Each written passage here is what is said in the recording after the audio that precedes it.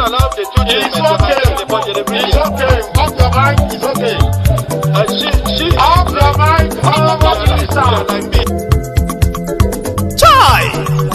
Now wow, people wey suppose talk truth to power don't off mic. And if we talk, now 500,000 they go summer us, call them hate speech. But fear not, Maiyegun don't come. Him go torchlight every corner, nooks and cranny of all these bad people where they spoil our country.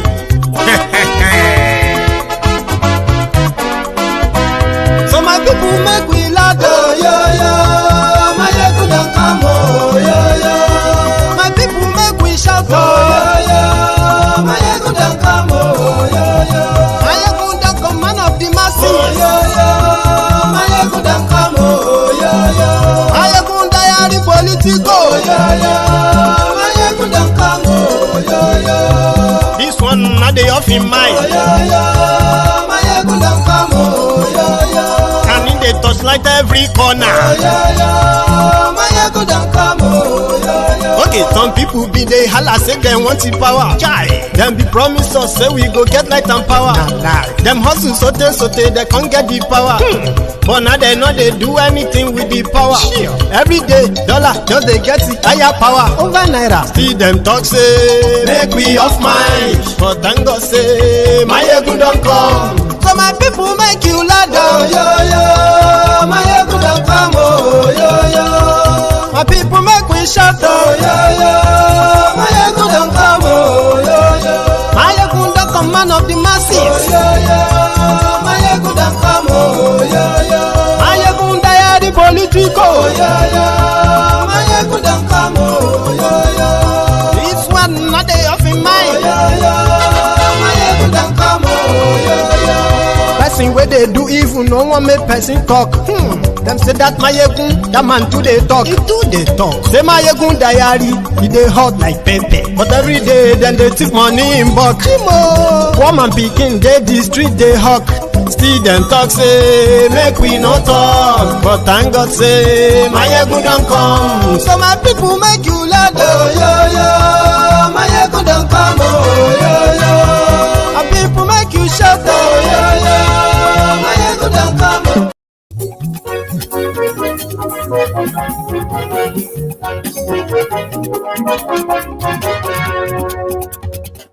Hello there. Maiyegun làwa mọ̀ làmọ̀ tó dòdòdò. Maiyegun diary, Maiyegun number one. Maiyegun làwa mọ̀ làmọ̀ tó dòdòdò. Maiyegun diary, Maiyegun number one. Maiyegun ti dé o, ọ̀rẹ́ ará Maiyegun. Good morning to you, good afternoon to you, and good evening to you from wherever you are watching from. It is Maiyegun live. Jáwá sí Maiyegun diary, Maiyegun number one. àṣírí ọ̀jẹ̀lú kì í bò níbẹ̀ o. Maiyegun diary, Maiyegun number one. Read the caption of the broadcast as usual, all right? The description as well. It's not much, but it is loaded tonight. Then like the broadcast, share it, and relax. Maiyegun diary, Maiyegun number one. Godfatherism kò sí lọ́rọ̀ Maiyegun. Maiyegun diary. I don't know if I should call it good news or bad news. Ẹsẹ̀ o kẹgọ́rọ̀ lẹ́nu o. Maiyegun diary. Tinubu is not just a danger to Nigeria, just like Buhari was the foundation layer, the danger as well for Nigeria. Tinubu is more like a danger to the rest of West Africa. Tonight you will understand. Maiyegun ti dé, ọ̀jẹ̀lú ẹ̀ súnra kì í. Maiyegun ti dé. Àní ẹ̀ súnra kì í. Maiyegun ti dé. Lórí If you have been following the developments in the region in the last 10 months, especially this broadcast is for you. bọ́ bàbá gbé wúrẹ́. If you think What would this have to do with Nigeria? A lot. No thanks to Tinubu that a lot are beginning to see. Is he a foreign asset? I mean, they have a lot of compromise on him. And the giant of Africa, the chairman of ECOWAS, has broken up ECOWAS. So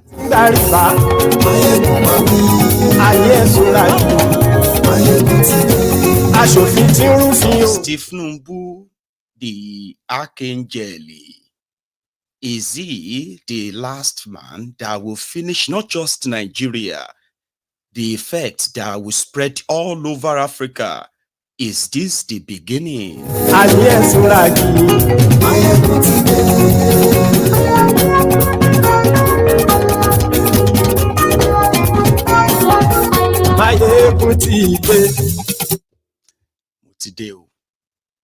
And because of the peculiarity of the topic tonight, I am going to be a storyteller.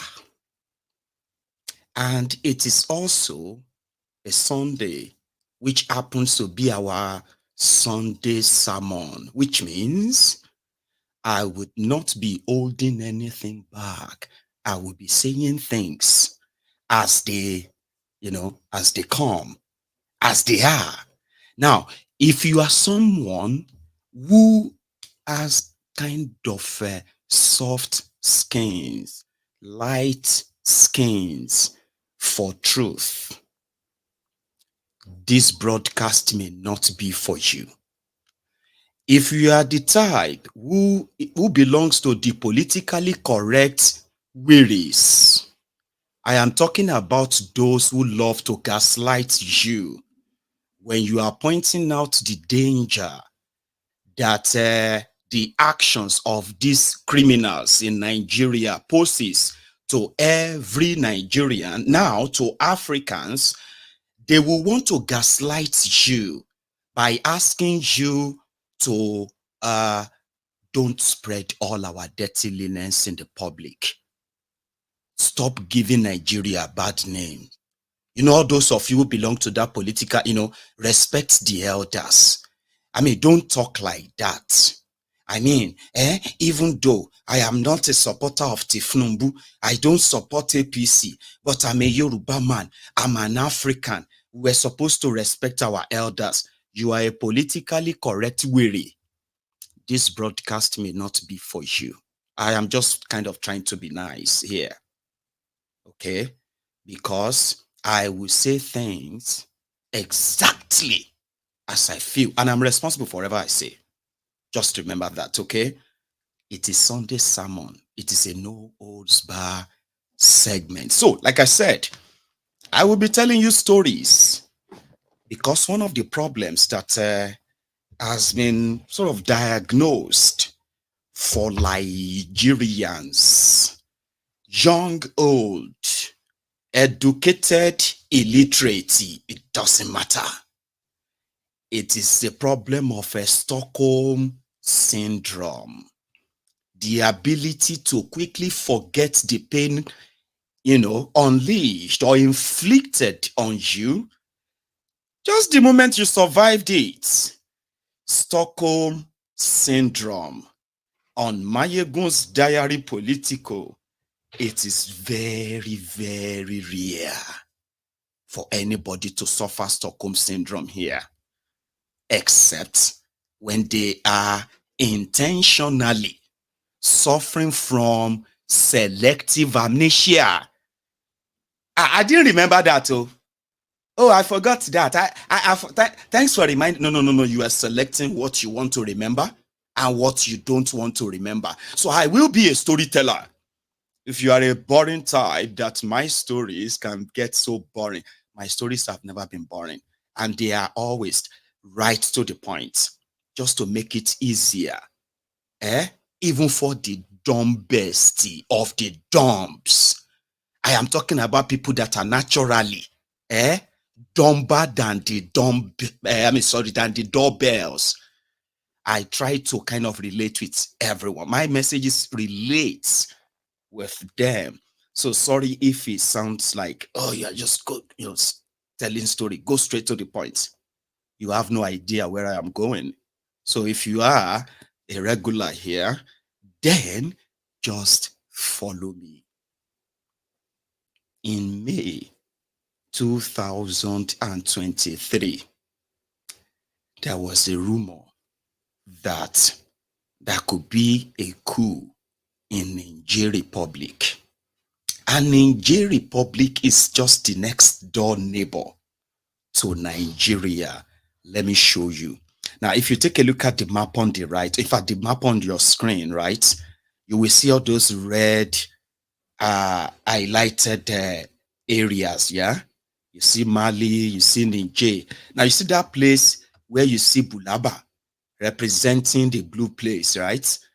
That is Nigeria. Now, that is how close we are to Niger. Very close. In fact, there are so many Nigerians who have occupied different positions. I am talking about powerful positions in Nigeria. There are those from the Sharia North that believes that people in Niger Republic, they are their cousins, separated by colonialism. They speak French in Niger, just like in Mali, Burkina Faso, in Chad, and those places, including Cameroon. Nigeria speaks English because Nigeria was colonized by Britain. However, there was an ongoing or plan of or rumor of a coup. In June, they struck. They removed their president, who happened to be a very close pal with Buhari, to show that the Nigerians are cousins to the Sharia North. Governors in the Sharia North of Nigeria, when they write their annual budget, they want to be funded by the Rob Peter to pay Paul sort of allocation, monthly allocation. They always budget for Niger Republic. If you go to some of this Sharia North, as they are budgeting in their state, they are budgeting for police, they are budgeting for roads, they are budgeting for schools, hospitals, including oil rigs in Niger Republic. It was so close.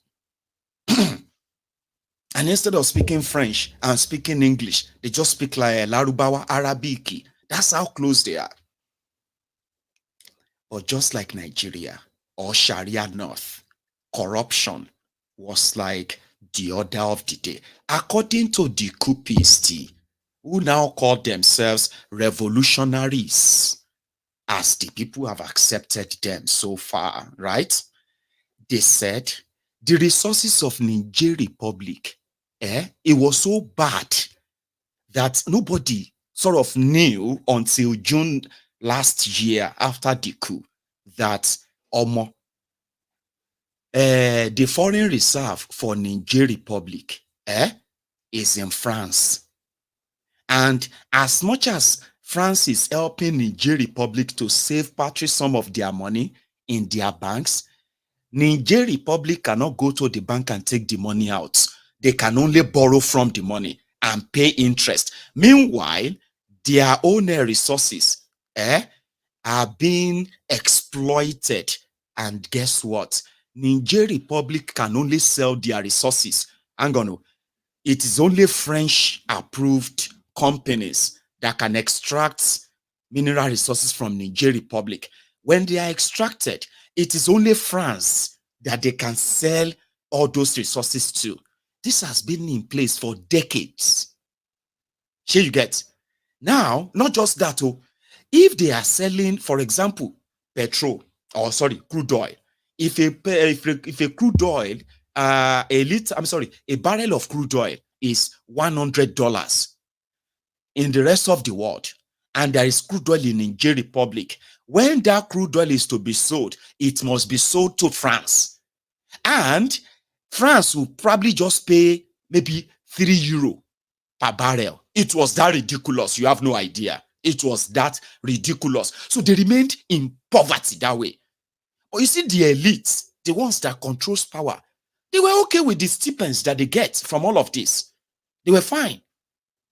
So they struck. Now, the part of the reasons why they actually struck was that they now realized, the soldiers said, in Mali, in Burkina Faso, when they overthrew their own government, they said the same thing. They said, apart from the corruption, you see that axis, the Sahel, all the countries in that part, in that desert, they were battling with Tuareg terrorists still, all kinds of terrorists. And they now realized that some of these terrorists, they were actually being funded by the West. France, that is supposedly giving weapons to these countries to defend themselves. France, America, that have their bases in that axis. Despite France and America base or bases there, terrorism in that place is of next level. And guess those who have been the casualties? The soldiers. Just like the people of the middle belt of Nigeria. They have been the shield for the rest of the southern part of Nigeria from the invading Fulani Islamic jihadists.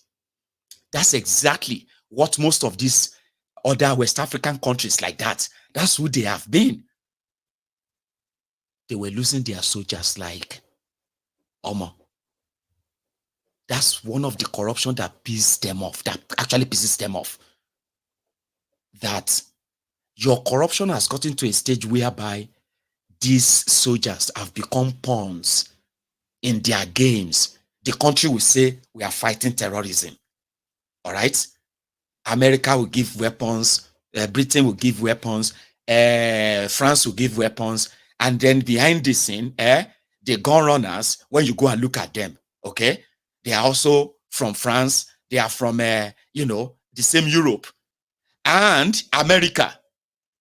So, at the end of the day, the terrorists are also having the similar weapons that they are giving to soldiers.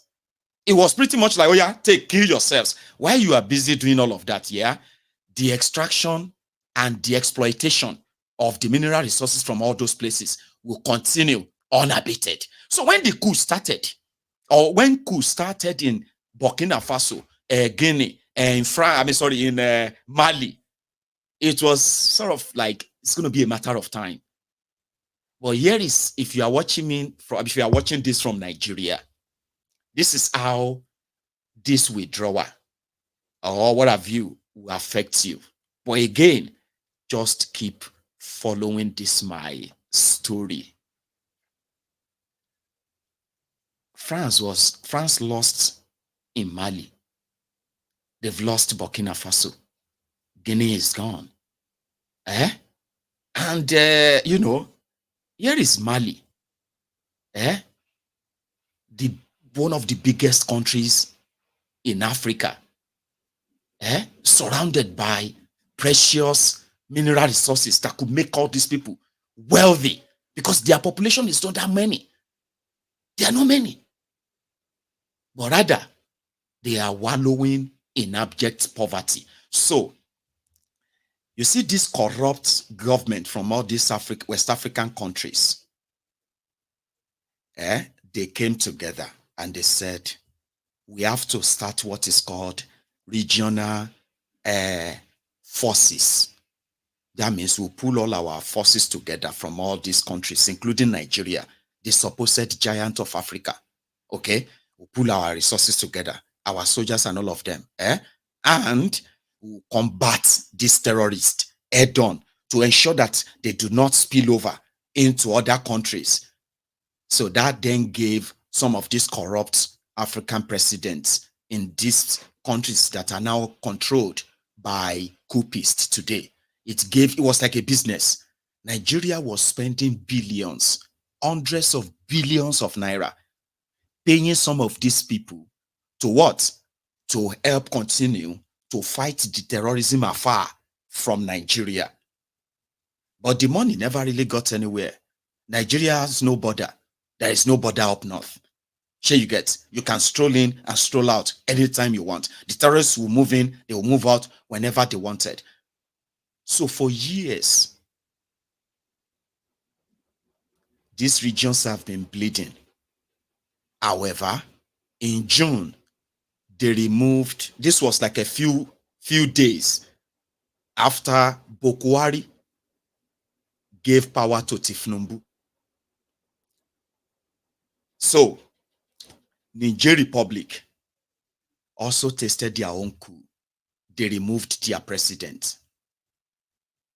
That was supposed to be like, okay, let's use diplomacy now. Normal, whatever is the business going on inside Niger, it should be internal business of theirs. We can only offer advice as the brotherly. The most important thing is to ensure that all those changes of government, they do not affect the fight against terror. Nigeria has a lot to lose. Nigeria has been bleeding economically and then, humanly too. So what price would you like to pay to fight and stop terrorism if you can? How many premium? What is that price that is so much to pay? But remember, Bokwari was no longer there. Tinubu was there. Now, it's now there. And Niger Republic, they have arrested their president and his family. And they were going to try them for treason, for trading the lives of their people for money. Don't forget the fact that the guy also rigged himself like they rigged in Tinubu that was combating illegitimacy. So the guy rigged himself in. The guys who were protecting him removed him. Less than a year after. And that became the business of Nigeria. Without considering anything. They started pulling the button and the string of a compromised Tinubu. Remember, in 8 months, Tinubu has destroyed Nigeria, worse than the 8 years of Bokwari. But they won't tell you that. In fact, it is also like an hard one to accept that they knew the destruction that Bokwari did to Nigeria, Abi, and they possibly was supposed to have a plan. 8 months after that, Nigeria have sank to the point that people are now saying probably Nigeria is now more like 40 years backward. And guess what? All of the steps that Bokwari took that brought Nigeria to these economic ruins, the decisions like giving immunity to terrorists, why the terrorism and the violence and the killings and the kidnappings are still pretty much active and ongoing. Terrorists could walk about with AK-47. At the end of the day, farmers were either killed, kidnapped, or completely sent out of their communities and farms. Nigeria collapsed. And these same actions and inactions of your government supposedly continues unabated. So, Tinubu will ruin Nigeria to the point that he would have to run away. Write that down. Yeah, write it down. Because in case if you don't understand what trajectory means, just continue to pay attention. Without any thinking, without any consultation, with no communication, Tinubu started the plan given to him. You must remove those people from that power and return that guy back to power. Bazoom. In Niger Republic, the people were celebrating the end of a thief. And they felt liberated with no consideration of anything.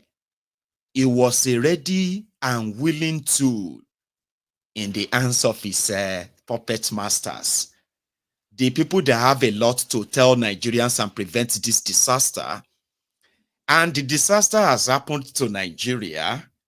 economically, you probably think you're still going to pray your way out of it, Abi, or you are kind of believing that Tinubu has some magic wand or some economic recovery that is going on that they are going to do, and then suddenly you are going to come back. Don't worry, you will find out soon. All these steps, incessant borrowings that continue to give terrible, horrible conditions, including devaluation of their own money, repeatedly again and again, World Bank. All these policies that continue to destroy Nigeria, all of them executed by Buhari, are now being completed by Tinubu, the man that the world watch Nigeria captured. I mean, they did see that, even though they probably would have expected Nigerians to do more than this talking that we are talking now. Like, oh, why didn't you just hit the streets when you felt like you didn't want this disaster? If you really understood what disaster this would be. Now, the disaster is going West Africa. They made the disaster the chairman of ECOWAS. And suddenly, it felt so powerful. It was going to do what France couldn't do. It was going to do what America couldn't do. At least, Nigeria is the giant of Africa. How long do you think it's going to take to invade the Niger Republic and arrest all these guys and reinstate the removed president? Suddenly, it became an issue. Diplomatic role. You know what Tinubu did?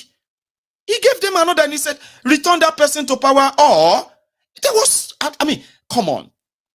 If me and you could be so alarmed at the level of exploitation that took place in Niger Republic and all these countries that some of you are just discovering today, if you and I could be alarmed this much due to little information we have, right? Imagine the level of information at the disposal of Nigeria about all these things going on.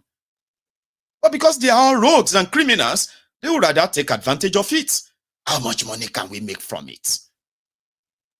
Tinubu did not make any consultation. He wasn't interested if they were the cousins to the Sharia North. You all remember, he just cut off their power. And this wasn't something you have to do. Giving them power is like sharing something through a bilateral treaty. When they came together, I think it was about 47 years ago, when they came together to start ECOWAS, it was it was completely for economic reasons. Okay, so let me explain that to you. There are about 12 countries or so in ECOWAS. And that's, you know, that ECOWAS, what do you call it? Abbreviation, is Economic of West African States. And you see, which means these countries are going to share every economic, every economic advantage that they have together. For example, you see that river Niger, did not originate from Nigeria. You hear Niger, that's Niger, okay? The water emanated from them, passes through them, just like the water continued to go down south. And just like when you have drainage, your gutter, and the drainage water, you know, like rainwater is currently like, you know, the flood is currently passing through that your drainage and is going on like that. You know, that force that water uses when it passes through drainage. Woo! That's exactly what River Niger is. So that's exactly what they tap from, the current of that water as it is flowing down south. That was the water they dammed, okay, to build Kainji. And that is the current they tapped to generate electricity in places like, I think, Shiroro or Kainji. And in that treaty is that Niger Republic will not build the dam. Because if Niger Republic build a dam, they will stop the water. There will be nothing called River Niger to generate electricity from. So to now, and this same water did not stop in Nigeria. It flew straight into the ocean, including to the west, like Benin Republic and all of them.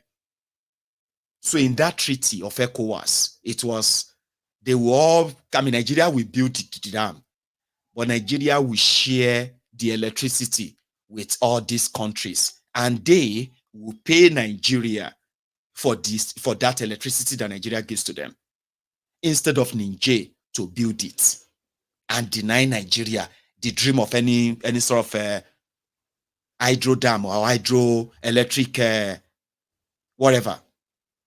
Now, a lot of you may not know the significance of this. Tinubu didn't give a damn. He cut off the electricity.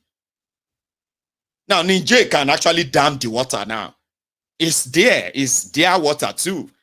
They can dam it, and you can forget all your hydro powered electricity generation or generators. Tinubu didn't think of that. Boom. Nearly a year now, they've cut off the electricity in Niger. Tinubu cut off this transnational transactions. You know, those trade whereby if you are trading between Niger and Nigeria, okay, so to make it easier for both of the traders, okay, so there is this, payment mechanism or payment system that works within this region. Tinubu cut them off. So yeah, what else is their purpose in the ECOWAS anymore? So they had to leave them that is the plot. Weaken them. If you weaken them, their people will begin to complain. So all their hospitals, they had no electricity. Their schools, they had no electricity. For a long time now. And it was because of Tinubu. That is declaration of war on its own. But all of this, they were doing that just like they did with Russia, when they would say sanctions, economic sanctions against Russia. Tinubu was not thinking about the joint forces put together to prevent the influx of terrorists into Nigeria, because that is their destination anyway. That is the only place that is so weak in the rest of Africa that the GI in the giant is a mockery of the world giant. Remove the GI and leave ant alone. That's what Nigeria has become. So weak that the securities in Nigeria cannot protect Nigerians inside Nigeria, that Nigerians have become refugees. In some of these countries, Tinubu did not think of that. In Niger Republic alone, there are over 250,000 Nigerians from the Sharia North who are refugees in Niger Republic. No joke. In Chad alone, there are over 400,000 Nigerians who ran away from places like Adamawa, places like Yobe, Taraba, all these places. From terrorists, they ran into Adamawa for years now. They have been in, they ran into Cameroon. They are still in Chad, Cameroon. They are there today as refugees. Tinubu didn't think of all of that. So yeah, what's the purpose of ECOWAS anymore if we do not share anything together anymore? So all of these sanctions didn't work. Unfortunately for Tinubu.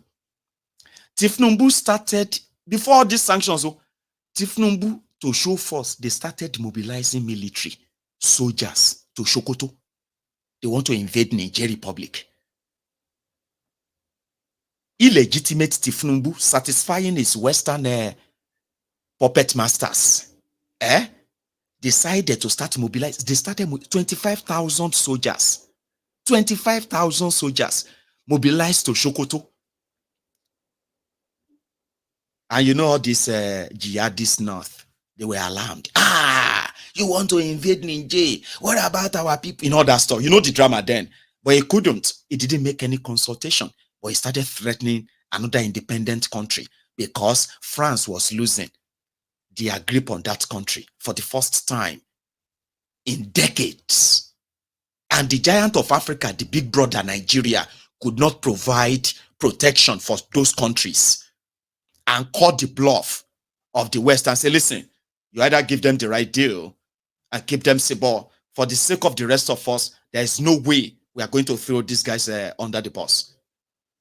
Because they are so crucial in our fight against this terror stuff. And if there's anything that will break bonds with them, all they will do is just what? They will just allow if the terrorists are not coming into their country, They are just passing through. All they will do is that, please continue your journey. Just don't stay here. And that is doable. It is very, very possible. Nigeria have no border. Benin have no border. The terrorism can keep flowing down. In 5 years' time, it won't just be Nigeria that will be complaining about terrorism. It will spread as far as Ghana, because Ghana is part of ECOWAS. And guess what? The entire Ghanaian army, they are not even up to all the bandits in in Niger State alone in Nigeria. The terrorists that are domiciled in Niger State in Nigeria, the entire force of Benin Republic, the entire force of Ghana combined together, they are not up to those in Niger State alone. And then Nigeria, you are already getting used to that anyway. Here you get. They are not fighting them to stop them. They are still working on placating them. For now, they said they have 500,000 hectares of land that they want to use to placate the terrorists. Now, what this simply means is that for now, whatever you are experiencing in Nigeria, based on the insecurity, is about to get worse because you have a compromise as your president. I'm not wishing it on you. I am telling you, what does this mean, Maiyegun, to Nigeria? What it means is that for now, may everybody bear their own papa name. You see these guys who are like the middle belt of West Africa or the middle belt of Africa, the ones that are trying to protect the Tuareg terrorists and other recruited Islamic terrorists across this region, those who have been fighting them for decades, that you have not really felt them that much until when you begin to, until you brought in APC, that totally compromised your security system in Nigeria to the point that the terrorists' lives are more valued than the lives of the citizens of Nigeria as at present. That's the truth. Now you are about to understand what terrorism truly means. Because if the status quo continues, where Nigerian military and Nigerian security who have been compromised, if they continue to play defense, continue to take pictures with all the weapons that they are given, until the terrorists will come and cut them away, you see, the terrorism will spread beyond Nigeria this time around in the next 5 years. And that's what make people started feeling like, wait, could Tinubu be the archangel? Could Tinubu be the real final foreign asset or spy that has gained power through the state capture of the biggest the most populated black nation on earth, and his job is to begin to weaken the region, weaken his country, and expose all of us to whatever danger that is going to befall us in the coming years. You see, conspiracy theories can be right. And when you begin to piece all these together, they don't make any sense. Because what exactly? 8 months, Baba, 8 months. Tinubu scattered the entire system of Nigeria beyond the destruction of a Bokwari to start with. In 8 months, Baba, Tinubu destroyed nearly 5 decades old organization that was put together to strengthen the Western Africa. Something that was supposed to strengthen the West Africa. In 8 months, Tinubu scattered everything. And right now, everybody they bear in Papa name. That is where we are at now. So what I'm going to do next is that I'm going to kind of take you to go and see these guys and what they have been up to. Okay? You may not understand French like me, but in one of their broadcasts, it was a little bit subtitled, just for your own sake, right? Après 49 ans d'existence, les voyants peuples du Burkina, du Mali et du Niger constatent, avec beaucoup de regrets, d'amertume et une grande déception, que leur organisation s'est éloignée des idéaux de ses pères fondateurs et du panafricanisme. En outre, la CEDEAO, c'est l'influence de puissances étrangères. Trahissant ses principes fondateurs, est devenue une menace pour ses États membres et ses populations dont elle est censée assurer le bonheur. En effet, l'organisation n'a pas apporté assistance à nos États dans le cadre de notre lutte existentielle contre le terrorisme et l'insécurité. Pire, lorsque ces États ont décidé de prendre leur destin en main, elle a adopté une posture irrationnelle et inacceptable en imposant des sanctions illégitimes, illégales, inhumaines et irresponsables en violation de ses propres textes. Toutes choses qui ont davantage fragilisé les populations déjà meurtries par des années de violence imposées par des hordes terroristes instrumentalisées et téléguidées. Face à cette situation qui perdure, leurs excellences le capitaine Ibrahim Traoré, le colonel Assimi Goïta et le général de brigade Abdourahmane Tchani, respectivement chef d'État du Burkina Faso, de la République du Mali et de la République du Niger, prenant toutes leurs responsabilités devant l'histoire et répondant aux attentes, préoccupations et aspirations de leur population, décident en toute souveraineté du retrait sans délai du Burkina Faso, du Mali et du Niger de la communauté économique des États de l'Afrique de l'Ouest. Après... So, they said this ECOWAS does not protect their economic interest. They have become the puppets for the puppet masters who are now teleguiding terrorists that are indeed continuing to destroy these nations. But yet, when these few countries stood up against their own corrupt governments and took their own destinies in their own hands, instead of all these West African countries to come around and honor their own treaties, they violated their own treaties because Nigeria told them they could do it. ECOWAS was going to attack Niger Republic, but Nigeria was going to provide the soldiers. So it was Nigeria that was going to attack Niger Republic. Nigeria, under Tinubu, made enmity out of a Niger Republic, right? And that has led to this. I will read the text of what you just, sort of watched. So word for word. According to them, it's a joint communique from Burkina Faso, the Republic of Mali, and the Republic of Niger, eager to achieve integration between the states of the sub-region and driven by the ideals of brotherhood, solidarity, mutual aid, peace, and development. Their Excellencies General Abubakar Sagole Lamizana, General Moussa Amimosa Toure, and Lieutenant Colonel Seni Kunche, respectively, heads of state of Upper Volta, current Burkina Faso, Mali, and Niger, created with 12 of their peers on May 28, 1975 in Lagos, the Economic Community of West African States, ECOWAS. After 49 years of existence, the valiant people of Burkina, Mali, and Niger note with much regret, bitterness, and great disappointment that the organization has moved away from the ideals of its founding fathers and Pan-Africanism. Furthermore, ECOWAS, under the influence of foreign powers, betraying its founding principles, has become a threat to its member states and its populations, whose happiness it is supposed to ensure.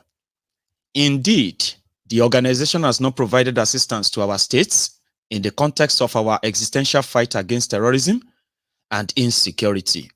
Worse, when these states decided to take their destiny into their own hands, it adopted an irrational and unacceptable posture by imposing illegal, illegitimate, inhumane, and irresponsible sanctions in violation of its own texts, all things which have further weakened populations already bruised by years of violence imposed by instrumentalized and remote controlled faced remote controlled, let me take that off, terrorist odds.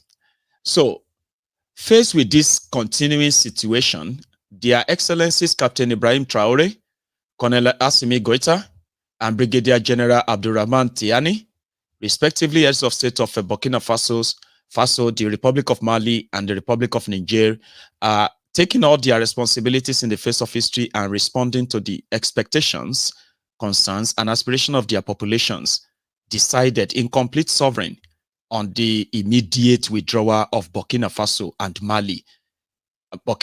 Mali, and Niger from the Economic Community of West African States are done in Ouagadougou, Bamako, and Niamey, January 28, 2024. No thanks to Koolu, Tinubu. In French, again, right? And this time around is actually from the representatives of the Niger government. Briefly as well. Excellence, le capitaine Ibrahim Traoré, le colonel Assimi Goïta et le général de brigade Abdurrahman Tiani, respectivement chef d'État du Burkina Faso, de la République du Mali et de la République du Niger, prenant toutes leurs responsabilités devant l'histoire, décident en toute souveraineté du retrait sans délai du Burkina Faso, du Mali et du Niger de la communauté économique des États de l'Afrique de l'Ouest. Par Excellence, le capitaine... Do you understand that French, right? It's the same thing. Just so you know, we are no longer part of the ECOWAS. Nonsense. May they manage their own affair. We'll be on our own. You've never really been of anything to us anyway. For 49 years, you've never been, rather. Well, I don't think that statement is 100% true. True. If you are watching me from Niger, or you are watching me from Mali or Burkina Faso, it is not true that the ECOWAS as a body, they have not supported you in the fight against the terrorists, okay? Maybe the West, but when it comes to the West Africa, Nigeria has been given money, even though they were still in it, okay? On record, Nigeria has been giving money towards regional security, this security, that. And I'm talking about billions of Nigeria money. Okay? Just so you know that. So that statement of nothing at all is not true. Okay? However, in context, right, they said they've not really benefited from anything, even though they used part of Nigeria money to build Niger Republic. I mean, those who are in Niger Republic can confess to that. But again, they said it's nothing. Now they want to be on their own. You've cut off the electricity, fine, great. Now they are making good money. So when this whole thing started, it was like it will only be a matter of weeks before the people of Niger would turn against these people, especially in Niger Republic. It will be a matter of days or weeks. Once they try, once Nigeria showed them shege now. Nigeria couldn't show anybody any shege because Nigeria itself is seeing shege. Bansa, that is a bon shege. Shege's senior brother. Bansa. So instead of their people to turn on them, they just seems to support them because this idea seems to be freedom for them. Now, they have access to more money than they've ever had access to.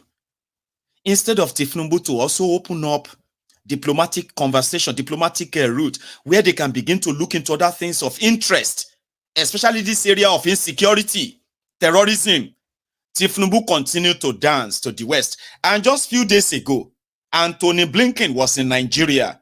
God knows what they told him. You remember when they were planning to kidnap the arrested president? And that got leaked to them in Niger. Yes, Tinubu agreed with France and the rest of whoever is talking to him. They agreed to put together a team that will invade wherever they are keeping Bazoum, and they will take him out. Now, when Bazoum is in exile, Bazoum will be given all this like president in exile. It will be recognized as the Niger president. Tinubu was plotting that, and that got leaked. And they told them, we know your plan, oh, and we have no plan of trying to even fight you. But we have given orders and directive to those who are guiding Bazoum. If they suspect, for any reason, if they suspect any strange movement around them, they should kill Bazoum and kill his entire family. And that's the order. I think that was what pushed them back. Okay? But somehow, they managed to negotiate the release of Bazoum's wife and Bazoum's, I think Bazoum's son or something. They shall release part of his family. They still kept Bazoum. Now, Bazoum is still there. They plot all the ideas brought by Tinubu. None of them could be executed without leading to Nigeria's serious disgrace. But they were making pronouncements. So the soldiers, they mobilized to Sokoto. They had to tell them to go back to where they came from. They had 25,000 soldiers ready to mobilize to invade the Niger Republic, but they do not have 25,000 soldiers with weapons of war to invade Sambisa and clean the place out of the terrorists. Their directive, the order is not covering that. They will do that. They will send our people to their death in another country, just to protect the interest of those who are holding Tinubu's compromise. Come be like say they have a Tinubu's note. You know that one where we say that somebody get your note picture. All the ones that you actually show all the Maracana, everything from, you know what I mean? And then somebody has all of that and says, by tomorrow, 7 a.m., I am going to release all those things. First, I'm going to send them to your husband. Then I'm going to send it to your children.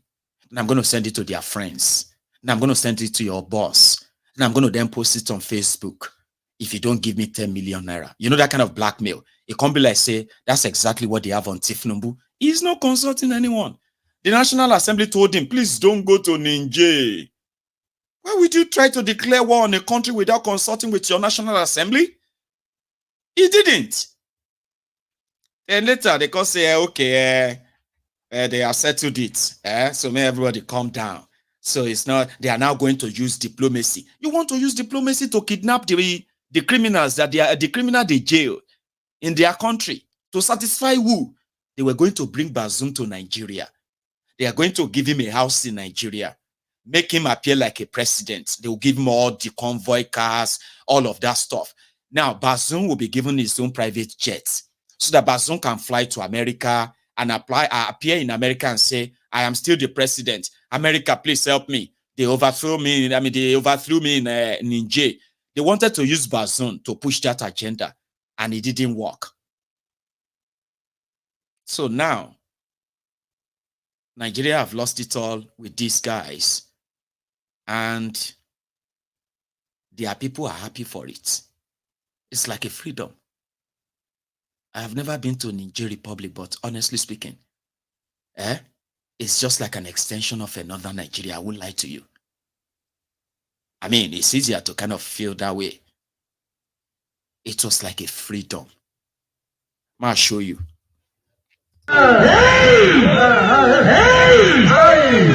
Voilà. So, matichani hile kama samino. Voilà. On y va. Et Niger roi pour qu'elle sorte.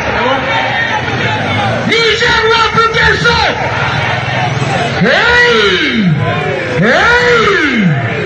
Merci. Ok, on y va.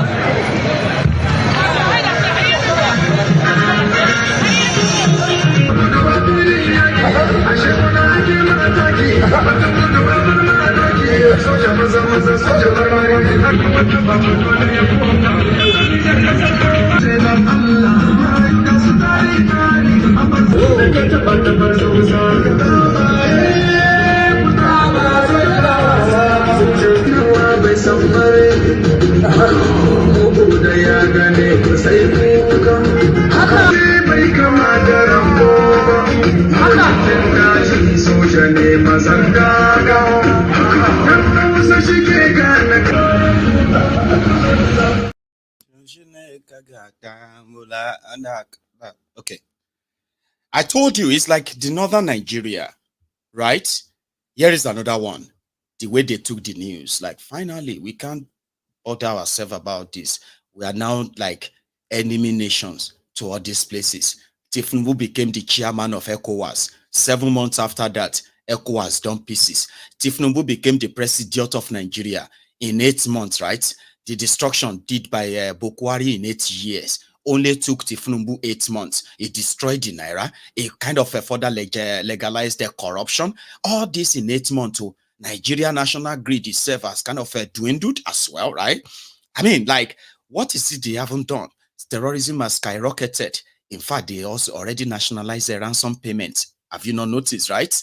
So, person enter ECOWAS, tear ECOWAS apart, and you have no idea what is still going to tear apart. Back to Niger, see how they receive the news.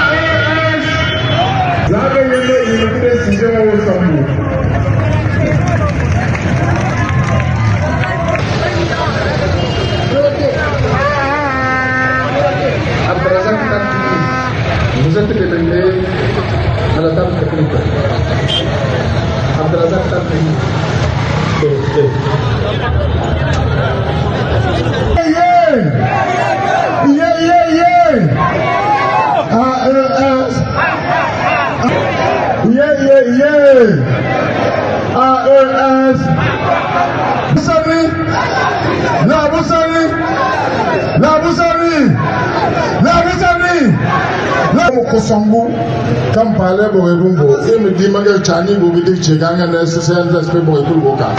If I can look at the week, Labusani! Hey, you need to see my papa, we can wear a cigarette. Labusani!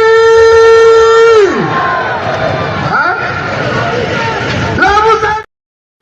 Now, the people where Tinubu won't go, this is the people that Tinubu decided to break everything that is on its way. Unfortunately, it is their liberation. It's like the second independence for them, even though it's a case of, you know, from one from one chancellor to another, because somehow they have all their strength with Russia now. Right now, you see all these countries, they have unhindered access to Russia, even though some of them are to share some port with other West African countries. But with Russia, they are getting all the supplies they could get, starting with grains, weapons, trainings, and then even money and all of that. And in return, Russia is trying to continue to poke through the ass of America and NATO in Africa.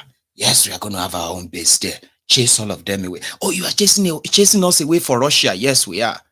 Russia is not going to buy our, what do you call it?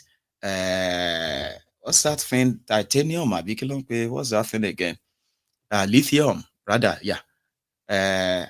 You know, Russia is not going to buy our lithium It's not going to buy all these resources as if to sit there like a giveaway, something you just pick up from the ground. Even though if they are going to, take advantage of us, indeed they are offering us far better than what you've ever offered us. Uranium, God bless you. There are many. They've got lithium for battery. They've got uranium, and that uranium in particular, which is very, very, very useful when you are building a nuclear reactor, atomic bomb. Here you get shy anyway. Now they buy them with standard prices. The money comes straight to them, where they have to exchange, instead of taking money, exchange them for other things that they need. They were getting all those things with respect. You have no respect for us. Even right now, after stealing from us for over 50 years, right? These days, all of our assets in France and other places, you call them sanctions, but you've taken them. You are going to keep them for yourself. You're not going to give them back to us, but you are sanctioning us and all of that stuff. Sure, you get. So it will never be compared to how they have been treated for the last 50 years. And they are okay with that, I've been told. But to this guy, how many of you remember this guy during their religious Olympic Muslim tickets that later turned to tribal Champions League, the ethnic Champions League, where all of those bigots, they are, they are award-winning bigot professionals or professional bigots. Do you remember this guy? His name is Garbage something. I'm trying to kind of anyway, I'll show you his face. I want you to guess it. I'm trying to give you Garbage. Okay, don't worry. His own reaction is that even though we are northerner, anyway, watch. Mali, Burkina Faso, and Niger are withdrawing their membership from ECOWAS with immediate effect. I think I saw the joint statement, and I went through the joint statement, and I can see that some of the Africans, especially the West African community, are agitated and are angry about this move. It may appear to be a very bad thing, now, but I think it is somehow a good thing in disguise, because this is a community that is supposed to be an economically integrated community. Economic community, don't forget, economic community of West African states. So it was supposed to be an economically integrated unit. In all sincerity and to all intent and purposes, are we really economically integrated?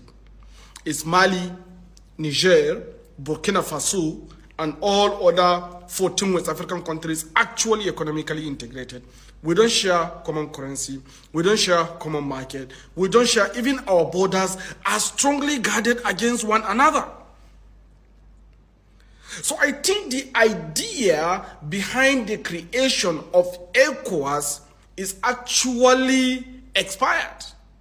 We are supposed to re-engineer a new united structure that will integrate our politics, our economies, and our security together. That is how you get an effective united entities to be able to confront the threat against them and to unite and grow economically. Look at what NATO has done, and look at what BRICS currently is doing, and look at Shanghai Cooperation Organization, what China is doing. Look at the Asian states, what they are doing. They are trying to integrate everything together, the economics, the political, and the security together. So that is the way you can create a basket that will be beneficial to the ordinary people that are living in these communities. But the situation whereby you have economical community of West African states, I have to travel to Niger, I have to change currency. I'm going to Burkina Faso, I need a CFA. I'm going to Benin Republic, I need a CFA. And some of the things, we don't speak common language. Even though we share common heritage, we share common background, we share common histories. We have centuries of relationships that built us together. But unfortunately, we share almost everything in a disintegrated way. So I believe somehow the ECOWAS itself has some a kind of colonial mentality behind its creation, and the most important thing is to re-engineer the ECOWAS. So it's not a bad deal for the leadership of ECOWAS now to re-engineer, to reorganize a new structure that will bring about a lasting legacy by the current leadership. I know that our country is now leading ECOWAS with the president as the leader of ECOWAS, our president Bola Ahmed Tinubu. It's an opportunity for the president to reorganize Africa in the shape that will tune into our realities, that will enable us to be able to confront our threats and unite our economy so that we can grow, expand, and become much more stable as ECOWAS or economic community in within or West African states, because the whole idea behind the economic integration has failed. So I think we just need to recreate the structure, re-engineer a new framework that will bring both our economics, our security, and our political interests together so that we can, as a United States, push forward for a bigger, better, more prosperous, and more protected nations. Nuisance Lele. Nuisance Lele. That is the Tinubu that is going to come and reorganize ECOWAS. And it started sounding like, oh yeah, that's making sense. That's makes sense. Oh dear. It's all just word salad, bullshit, nonsense. Okay, but they will sound like, oh, that's sensible. Are you that daft to first deny the what do you call it, the third party interest in all of this? Do you think they just woke up one morning and they just like, okay, yeah, that's it? No. There are third parties' interests here playing out. And none of this is in the interest of the people of these countries. And the person behind this, that finally triggers this final destruction or breakup of faith, even though a lot of people have said that, what exactly is the purpose of ECOWAS, by the way? You know what I mean? Like, when you have the Nigerian, when you have the ECOWAS passport, you are supposed to go to all those countries anywhere you want, like just like that, like the Europeans. But that's actually not what it is in real sense of it. Nigeria, the biggest, the giant of Africa or giant of West Africa, who have the largest population, by the way, right? Your passport is shite. Not even Burkina Faso, not even Benin Republic respect it. You can't flaunt it like, you know what I mean? Like, oh, Benny, go sit down. Where's that? So there is actually no foreign policy of Nigeria that sort of gives us any kind of preferential treatment in Africa. There is none. So you're like, these people, you have never really like existed or something like that, right? However, now being used as a tool to mobilize the region against other countries because of the interest of the West. I mean, you cannot ignore that. So now asking the same person who actually initiated that to come together, we need to come together, we need to re-strategize. What exactly? There's something called treaties. Countries respect countries and they respect their sovereignty. And when they have treaties together, these bilateral treaties, right? They are like the bond, the awards. We will never do this against you. You will never do this against us too. Wherever there is anything that is coming against us, you will do everything to protect us if you are aware of it. We will do everything to protect you if something is coming against your country. Those are the treaties, like the bond. They are between countries. They are not presidents. These are not treaties between presidents. Yeah. They are between countries. They outlive president. They outlive governments. And if you terminate them simply because your friends in the West are telling you that, you that have no soldiers to defend your country, now you have enough soldiers to invade another country. So how do you then come back and say, yeah, we want to reorganize? Reorganize what? And he said something about language. He said something about this. In Europe, they don't speak the same language. And that is why they are countries. Do you understand? Even though the languages we are speaking in these West African countries are also from Europe. French, Portuguese, English. Abi? And I think there's no German speakers in West Africa. I don't think so. But I'm just saying, in Europe, if you go from Germany, you will know this is Germany. They are speaking German. When you go to France, these are French people. They are speaking French. When you go to Britain, you see these are English or British. They are speaking English. It's the same thing when you now say, okay, these are the Burkina Fasos. They are speaking French. These are Malians. They are speaking French. These are Chadians. They are speaking French. These are Beninois. They are speaking French. Oh, here are Ghanaians. They are speaking English. Okay. So these are Nigerians. They are speaking English. Okay. Oh, these are Cameroonians. They are speaking French. Now, when you get to those borders, right, you know the language they speak. And in a way, they also know that those who come to their country speak other languages, that they must help them to navigate through their country. Now, these treaties are to respect all of that. One of the things that actually make treaties work is when you have security. That's so crucial. And insecurity has no language. There is no language, you know what I mean? That they will say, oh, this is the language of the criminals. Crime has no language. It just has the people who carries them out. And you get to punish them according to their crimes. That's why you have government, Sabi. So all these things were kind of sorted, like those guys said, since 1975, 49 years ago. Respect our sovereignty. Respect what we do in our country. And listen, if there is a change of government in our country, and as a diplomatic, what do you call it? As diplomatic powers, the least you can do is to offer support and guide, not to threaten them. When you threaten them, you threaten their country. When you cut off their electricity, you declare war on their country. You can't turn around and say, why are they doing this? You've cut off all the ties. Are you going to now come back and say, okay, we're going to put your electricity back? Oh, we're going to let you continue what you are doing. Now, we're not going to, like, what should have been done? And that's why somebody said they should remove Tinubu. And another person was like, do you think that's not, that's actually really possible in what Nigeria has become? It's not possible, of course. Or removing Tinubu may not be through impeachment. See this guy?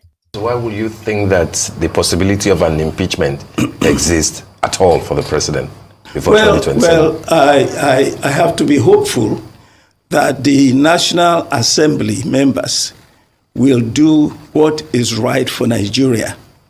And what is right for Nigeria is that this administration cannot stand. The rate of insecurity, the rate at which the economy is going, all the policies that this president is taking. You know, the president we have is not the man that we all thought he was. This is not Bola Ahmed Tinubu of 10, 15 years ago. This man is gone senile. He doesn't know what he's doing. He's destroyed the economy and the whole country is going down. If you don't see that, you see, the National Assembly is the key. I know it's a tall order to expect them to impeach him, but for the sake of survival of this country, this man must either go or we have a review of the 1999 Constitution. The National Assembly has a lot to think about for the sake of Nigeria. They don't go there just because they're in a political party. They're not representing a party when they go there. They're representing the people, the interest of the people. If they take the interest of the people to heart, they will think about either putting this guy in order or getting him impeached. Impeached because it seems to me all his appointments are personal appointments. They're not helping the country. He himself doesn't know what he's doing. The economy is gone. Now the dollar to the naira is, I think, 1,400. The cost of petrol, companies are falling up, unemployment is up. The country is in serious trouble. Something drastic must happen. That's never happened before. We never impeached the president before. I don't think. This will be the first time. Because this is the first time we're having the kind of disastrous administration in the history of Nigeria. So why would you think that the... Fellow Nigerians, this is just the beginning. Fellow Nigerians, this is just the beginning. Yes, it is. Now, I am not sort of really happy being the one to remind you of this almost every evening. I'm not really happy. But you need to be reminded every minute the danger and the disaster that Tinubu and his gang represent, so that when you, for any reason, encounter those, you are not going to blame it on village people. Somebody sent me a message and said, "Ha, Maiyegun, something has happened to Nigeria. And from what you have been saying that it is still going to get worse, I am worried. I am worried. I am actually worried." I said, "What happened? Why are you so alarmed suddenly?" And he was like, "Baba, a professor in 2011 was being paid 425,000 naira salary. And back then, with the exchange rate of 155 naira, a professor in Nigeria was earning over 2,650 naira. $50 converted." Said, "Maiyegun, fast forward to 13 years after this January, the take-home pay for a professor in Nigeria is, after tax, 320,000 naira. And Maiyegun, do you know what that is in dollars?" I said, "What?" He said, $250. As an academia who has been in the academic sector for 20 years, 30 years, nearing your retirement, and here you are, from $2,600, the devaluation and the destruction of Nigeria has affected you so much that the value of your take-home today is less than $300. A professor, university, who has been there. I'm not talking about somebody who joined now. I am talking about those who have been there for years. Do you see that depreciation? Yeah, exactly. That's what they have done to you. $250 from $2,600. That is the way to put it. And I was like, I did a program yesterday that I was talking about the effect of the devaluation and all of that. I was like, no, I saw that, Maiyegun, I saw it. Well, it never hit me that much when you were saying it until I saw something. And somehow, all you said started hitting me, especially when you said it is going to get worse. Because it is. It will. I know they are telling you that it will first get worse, then it's going to get better. I mean, if things are going to get worse to now get better, of course, that is possible. But that means, number one, you must stop that thing that you were doing that created the hardship in the first place. Now, when you stop that, and you begin to really put investments in the areas that are productive, right? So gradually, it will begin to come down. Since them born you, anything will go up in Nigeria ever come down? I don't know how old you are. Even those of you who are Indomie generation, from inside Bele, una done the shout up Nepa. Some of you today, you have your own children. You are parents today. Your children are still shouting that up Nepa. Talk to me. Since you were born, since you have, since I was born, now that I am older, I don't know, I can't remember that song, but something came to my head. I couldn't put it together. Since you were born, has anything gone up in Nigeria because of something, and then they begin to go down? Me, I have witnessed that in the UK.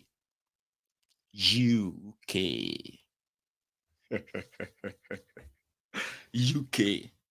Kilo special by UK, you know, everything. Oh, you think you are special? Oh, I am special. I mean, at least I did not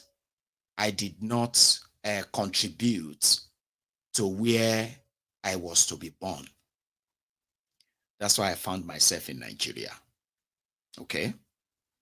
But after 28 years of my life in Nigeria, then I found myself in another place. Okay. Then I now realized that all of the hardship they unleashed on us, they were all completely intentional. Okay. And so I have experienced things that the Nigeria criminal leaders have left in your dream world. It shouldn't be like that. Oh, it is not my fault. Oh, maybe it is not even your own fault too. Apart from those of you who are enablers yourselves, right? It may not be your fault. But since I enter UK, I kind of don't have to pray for electricity to be on. I do not have to worry about paying for my health care per se, or that of my family. I could possibly never have to worry again about the education of my own children. That's some grace. So, like, you know what I mean? You get what I mean, right? And also in the UK, I have seen things gone up and they came back down. Things like inflation and the price goes up. Inflation comes down and the price comes down. Inflations go left, the price go right. Inflation go left, right, the price go left. I have witnessed a lot. And wherever inflation was too stubborn, the economists in the UK who run it, they will make sure that our income, our take-home pay actually takes us home.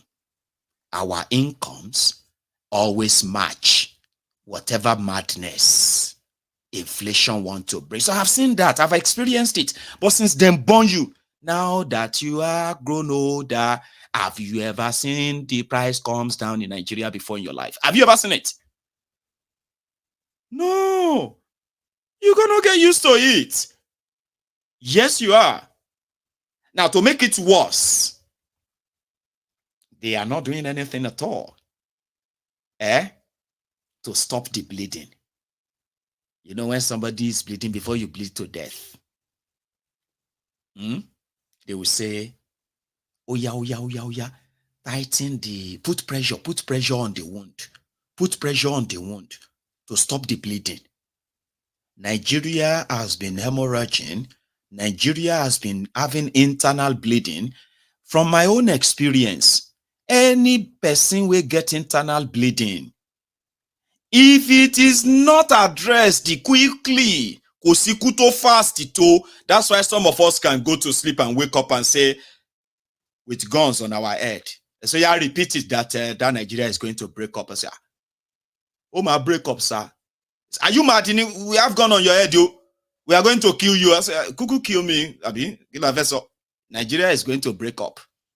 at some point, because Nigeria has been suffering internal bleeding, self-inflicted, greed-influenced internal bleeding, economically and humanly. Nigerians are like games on the field for the terrorists to hunt.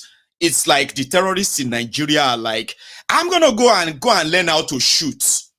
Then they just pick up the guns and they walk into a village, set some of the houses ablaze, and when people started running, the vulnerable people, when they start running out of their houses, running to safety, then these guys will start shooting them. Car. Bunch of cowards. Here you guys. So that's what, to me, that is what their greed and all of that has kind of brought upon Nigeria. And eventually, internal bleeding will lead to the death of Nigeria. And that's why we're saying you can stop the bleeding. Save the lives. Before they bleed all of us to death. Before our children also suffer the same fate. Would you please use this, your own little freedom that you currently still have, to add your voice to try and stop what is coming? These guys are not doing anything to make all of this go away. They were supposed to have announced the increment in the price of petroleum. You were supposed to have started buying petrol at 800 naira or 900 naira by now. You see this issue of now that dollar to naira seems to be like they would never meet together again. Kind of, You will think maybe once some of you have all these ideas, and we need to stop the president needs to stop the are you mad, Dini? All these things you are telling them to stop, they are intentional stuff. They are those who are doing them. Here you get. None of these things you are seeing is happening without their approval. Now they try to give them the benefit of the doubt and say, maybe if the president knows about it, sure then he knows about it. When you appoint people to handle some things, when you appointed your trusted criminals to handle some strategic stuffs, right? No matter how valuable those institutions are or supposedly to be to the people, they will never serve the people because intentionally they are to be compromised. Whatever they do, whatever is happening around them, you may be thinking, why can't we just try and do? Can you come with it? Sure, all the models you are talking about will never make them rich from your stolen money. So they won't do them. You can speak all the grammars. They do know what they are doing. Since all they are doing is to take and take, which is the plan, you waiting for them to now say, we have invested in Kiniko. Naira is now going to bounce back. It will never bounce back. That's not how things are done. They continue to borrow money. They are going to borrow over 30 trillion naira. That's going to be about maybe $30 billion. And they are going to print money. All of these are going to go down the drains. And they're going to tell you, there is now train that is running through Kano to Lagos. What train, worry? This is what they give back to them after all the borrowed money, the loan, the debt, and as well as the hyperinflation. When that man said it should be removed. Sounds good. This is 2024, right? And this video on your screen was recorded yesterday. Just for the optics, okay? Now, Nigeria trained from Kano to Lagos with this. In 2024. And you are there waiting for them to do what? In another 24 years, ladies and gentlemen. Now, so you go to hold you up. Wait for me, I cannot jump this. Which kind thing be this? After your old age, waiting for Nigeria to work, you will be jumping into trains like this. I'm not cursing you. Just look around you. Whatever they've told you, whatever they are telling you, this is 2024. Lagos to Kano. Unreal. So exiting me now. It's 51.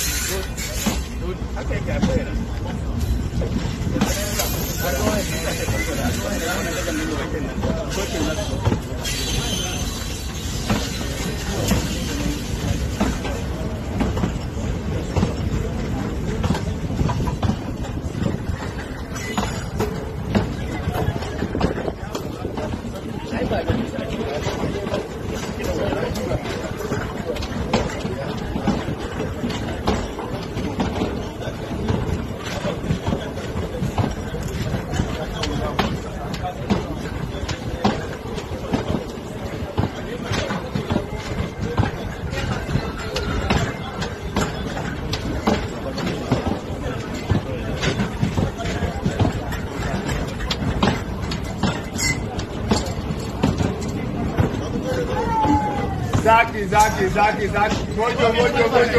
Mojo.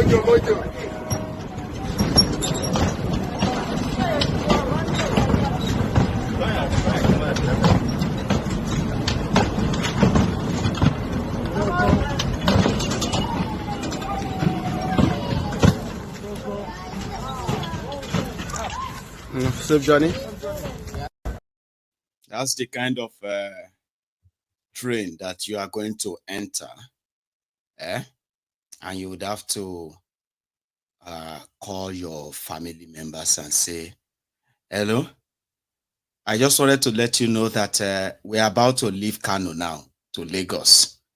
But just in case if we don't make it to Lagos, right, I have this so amount of money somewhere, and I'm owing so person as well.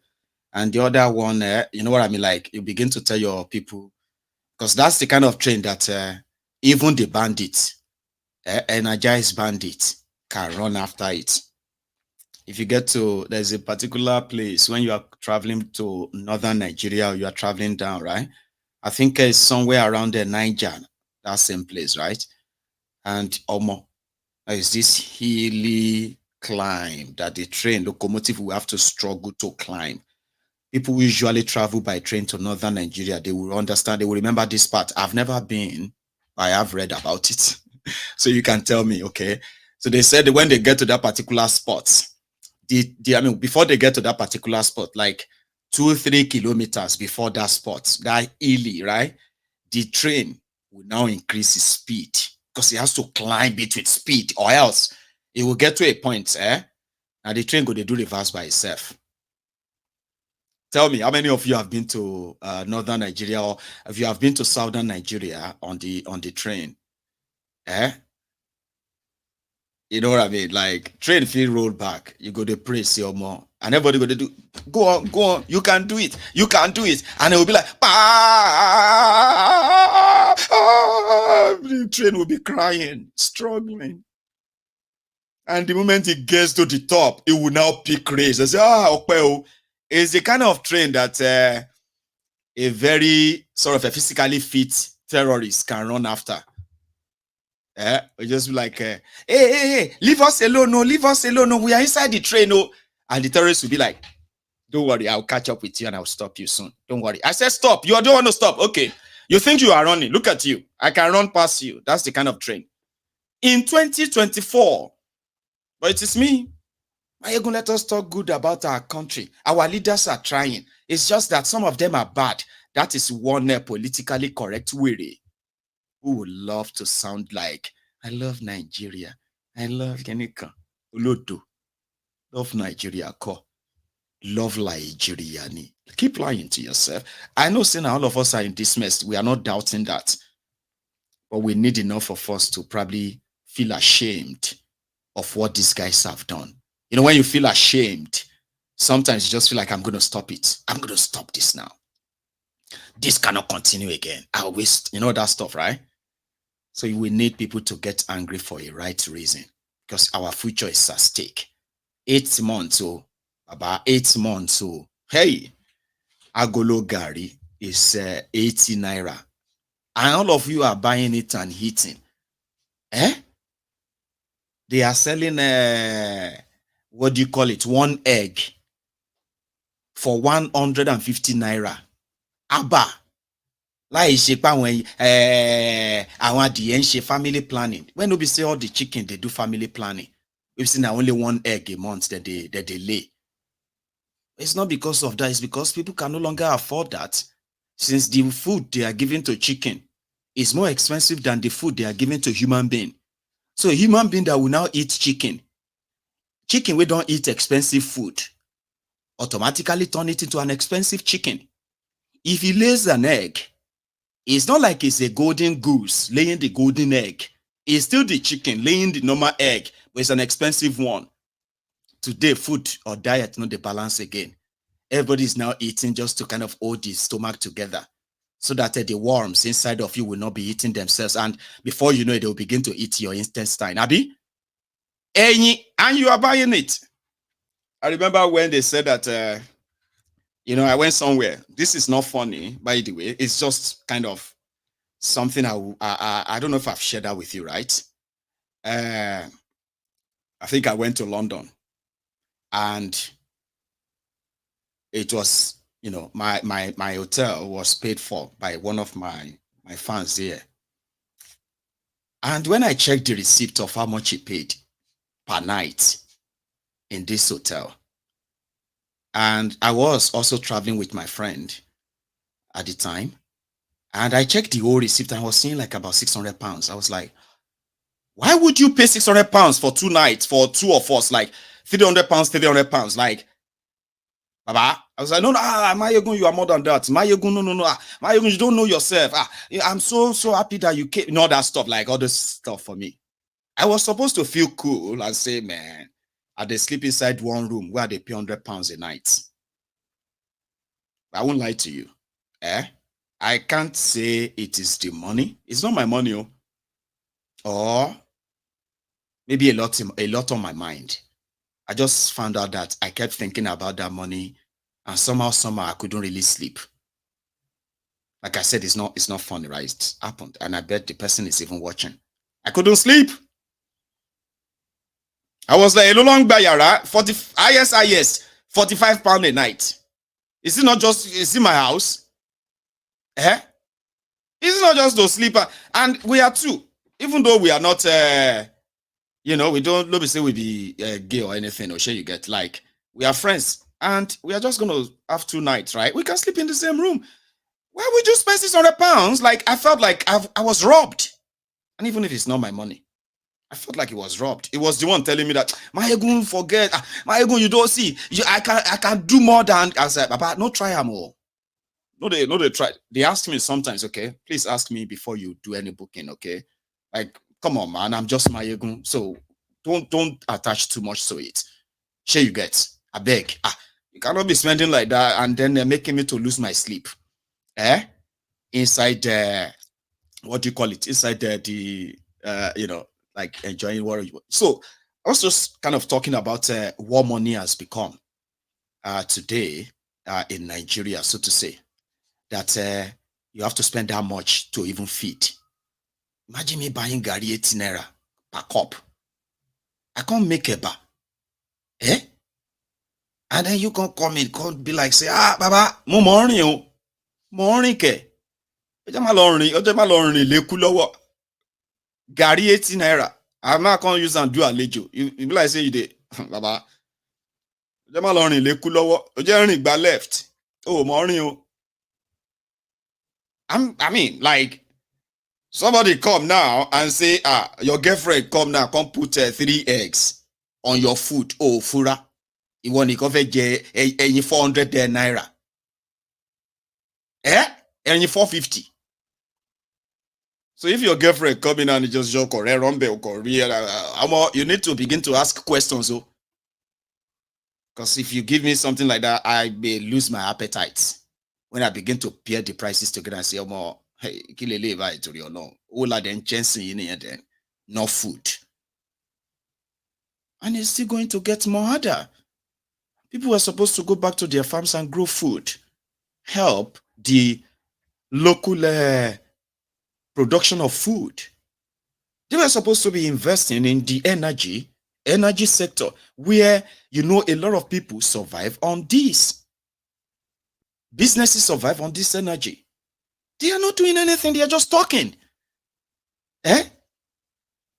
Adebayo Peculiar Mercy, Penkele Mercy is the current Minister of Darkness in Nigeria. And everybody just kind of have to learn how to live with it. So, boom, they're going to shock you one of these days. And you're going to get the price increase again. Petrol is going to be 1,000 naira. Hey, we no go grill. We no go grill. We go. They no want Tinubu well. I say, okay, they don't reduce them. Because the bottom line is this. I told you, in their way of saying they are floating naira, you are floating naira. Naira di follow audition law. Emefiole started the floating of the naira, and naira lost over 700% of its value. Maybe 400% of its value. In 8 years. Baba, in 8 months, naira has lost more than 800 of its value, 800% of its value. In 8 months. And they are still floating it. Naira, they float. They believe say naira still they float. Naira to Tishonlo. Something we don't float away, we say they no go see them again. Now they are talking about something like Dogecoin, Bikini coin, stable coin. They now want to resort into what you can call the crypto scam. Imagine your country putting together a crypto scam because they won't scam you. A lot of you are going to Emarolu, Yenoma. Some of you get some of this crazy money where you don't know what to do with it.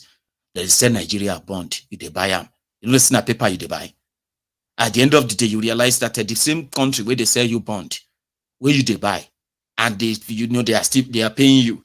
One day they won't pay you because the whole thing don't go. Now China don't recolonize the place. And in fact, the owners of those loans they are taking, they've taken every part of Nigeria. You see, people who no one support a regional system or the breakup of Nigeria, they will end up China, Nigeria, NDC. All these places where they built train, they built train in Kaduna, Lagos, Kaduna, Abuja, China, Lamagbe, they built one train as well for Lagos to Ibadan. Obviously, axis, China, Chinese, Lama, last. When everything would, if you know accept Kadara, you will accept Kodoro. And I have told you this before. When I said break up Nigeria to save lives, you took it wrongly. Come and break it. You go they will just sit abroad and they'll be saying nonsense. They'll be talking nonsense. If they burn your papa well, come on. I said, Emike, they burn my papa well. And it is not a competition since they don't burn your papa well. So I'm not going to be in competition with you. So it's not the competition of whose papa they burn well or they don't burn well. Nigeria will make you eventually, you will carry placard. You know what is going to be written in that placard for you? Break up Nigeria to save lives. You will remember Maiyegun, whether I am alive or I am dead. You will remember the man that said, you will carry placard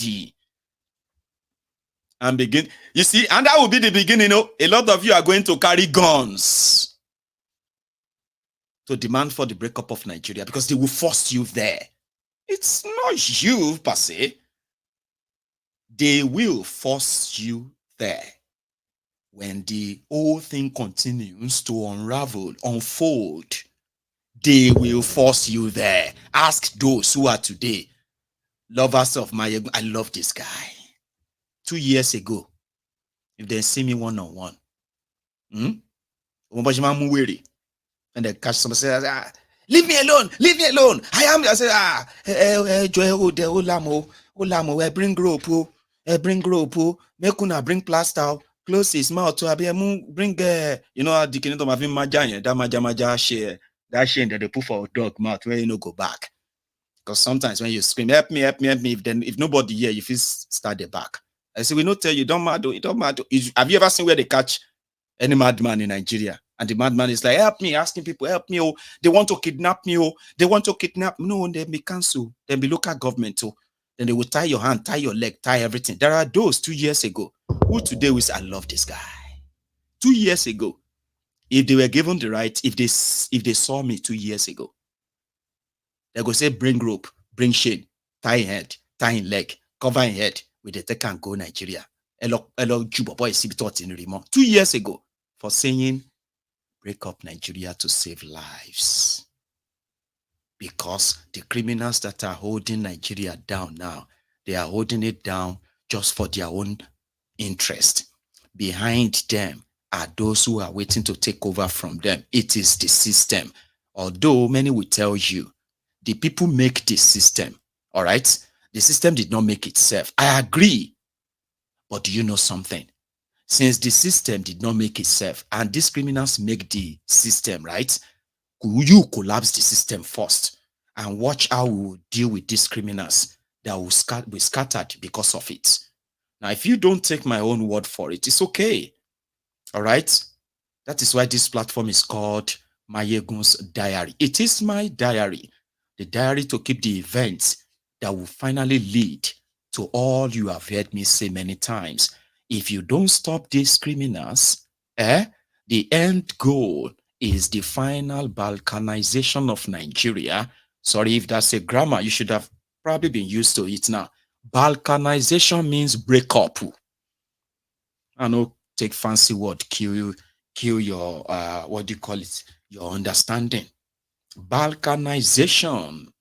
When they talk about the state of precipice is when you are at the cliff. Otiri cliff edge, when you go onto the mountain, on the Rocky Mountain, right? I know we didn't have much mountains to go on except the Olumo Rock in Abeokuta, and I've never visited the place. Can you believe that? Yeah, I have never been to the Olumo. I've been to Abeokuta, but never to Olumo. But imagine you going onto the Olumo Rock, the highest of it, and you're standing at the cliff of it. That's exactly where these criminals have pushed Nigeria to, and the Nigerian citizens, at the cliff-edged precipice. When you fall down from that cliff, that higher cliff, the high horses that these criminals are seated on, where they believe they are above everything, morally right and lawfully right as well, right? So it's going to be like falling off the cliff of Olumo Rock. Trust me, I have never fallen off any rock. I have seen it in the movies. When you fall off that rock and you are like crashed down, there is no hope. The only thing that will be left is for them to collect your carcass, your remains. And most of the time, they are likely not going to be in one piece. With all this terrorism, mismanagement, corruption, and impunity that you are witnessing today, that are contributing to the further deterioration of Nigeria economically, safety-wise as well, right? These are things that have pushed Nigeria to the cliff edge. But there are some people that always say, the Nigeria they know, even when it gets to the point whereby it was going to be like explode, something always happens. And somehow, even if it is going to be temporary, there is always a time for reset. I said, right. I love your La La Land idea. You can continue to live in that La La Land. Listen, in history in Nigeria, when Nigeria was almost at the precipice, there is always a time that to those who will intervene and bring us a little bit of a reset, even it's almost the same at the end of the day. But you see this kind of Nigeria that you have today, the type of reset that is going to stop it from completely shattering and leading into any civil war. Yeah, I said it. Civil war. Civil war is when a lot of you will no longer obey their military. You will no longer listen to their police because it would have been so obvious that they can no longer protect you. And around that time, right, everyone will begin to now protect their own territory. And authority will lie with those with guns and the right weapons. And that's what is called civil war. Whenever their soldiers decided to take back those areas, it would have to lead to a real one. They will push all of us there. Don't worry. I mean, ask those who once told you that what an elder see, even when they sit down. They say a young man will never see it, even if he climbs the Kilimanjaro. We have discovered that some of those elders, Agbalagbas, that we thought they were actually elders and Agbalagbas from experience, right? We have discovered a majority of them are Pangolo. Pangolo, they don't see anything. Tell me, how many of those elders saw that in 2024, this was going to be the lot and the situation, the destiny of those of us who are like young today. They didn't see it coming. You know, get them? They did not see this coming because they actually created this future for us. Sure, you understand that? And that future they created is what we are living right now. So if you don't stop them, if you do not stop them, Nigeria will roll off that cliff soon. And when it does, like I said, there will be no Nigeria for anybody to claim anymore. It will be the pieces, the broken pieces, that everyone will be working to try and keep together in their own sovereignty or their own sovereign ways. Now write that down. Write that too. Write it down. If no one stops them, it will come quicker than any of us is ready or prepared. And that is why on MaiyegunsDiary Politico, we choose the non-violent revolution of the mind first. When the people who feels like their lives and livelihood have been put on the line and they could be taken away from them any moment from now without any consequences, then they will know they have only one chance, just one single chance to fight back. At least if you are going to lose your life, you must lose that your life for something, won't you? Now we need the population that is so enlightened, exposed, educated with the right information. We want them in large numbers across the place, so that when this Armageddon is going to implode, we are not going to end up finding ourselves in another dragnet of other criminals that will survive it. Education is the only thing that will make you or make it easier for you and the citizens of those emerging countries then to never make the mistakes that led to the end of Nigeria. Now, how this is going to play out is going to come from the actions of Tinubu's and gang. I have said my own, and I will leave it at that. So, as for Tinubu, he's probably unbothered. Have you seen him? He's in France. They are congratulating him because Nigeria beat Cameroon.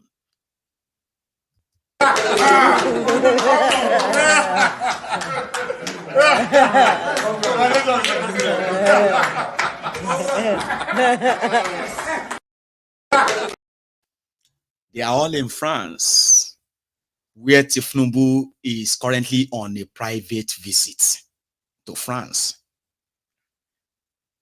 I will leave it at that as well. But I am going to take calls tonight so that, just make it up to all of us who have never really had a chance of calling in. So I will be back. I'm just going to go make myself another cup of tea. So we are very much plenty on YouTube tonight. So please, guys, if we have over 2,500 of us on YouTube right now, I don't see why we can't have 1,500 of us who have actually liked the broadcast. So if you have liked the broadcast before now, great.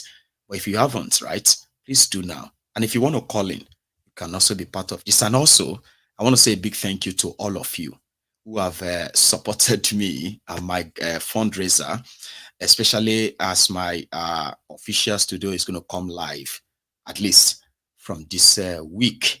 And then we're going to start the decoration, all of that stuff. Hopefully, we'll do that in another week, okay?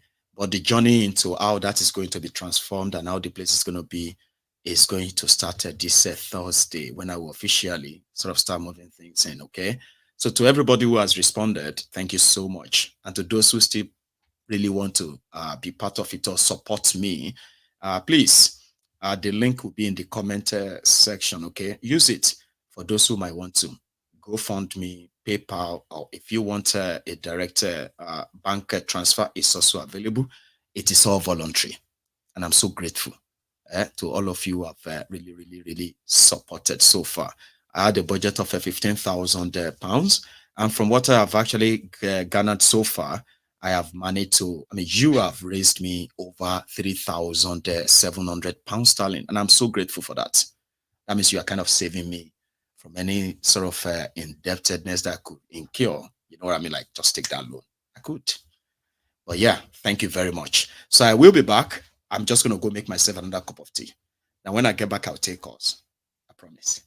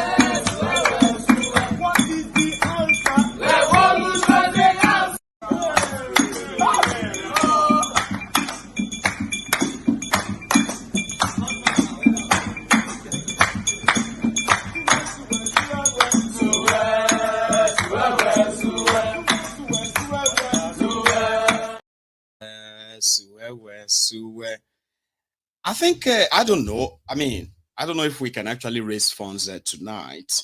There is no much time on our side, so we're going to be taking calls. So, however, if you feel like, you know, this is the time you actually want to be part of it. So if you are going to use the PayPal, you need to copy the entire link and put them in your browser before you can actually use it, okay?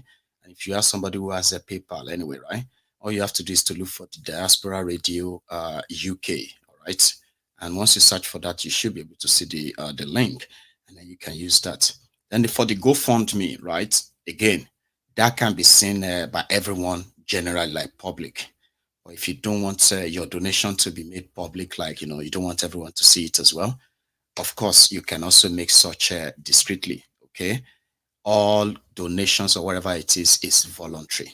And I hope a lot of you have been part of this. Will continue to feel appreciated. Seriously, I'm grateful.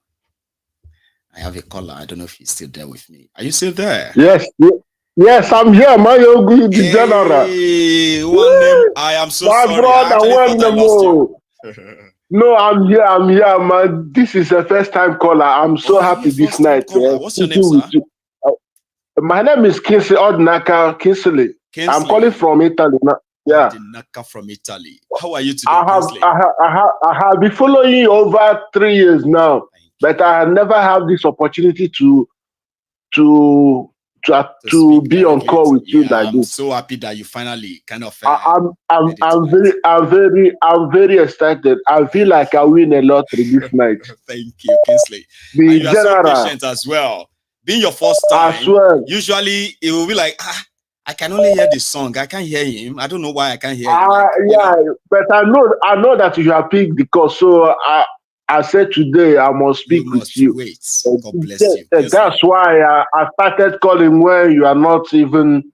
God bless you. Know. Thank you. Now you are. I'm you are so through. happy. and here we are.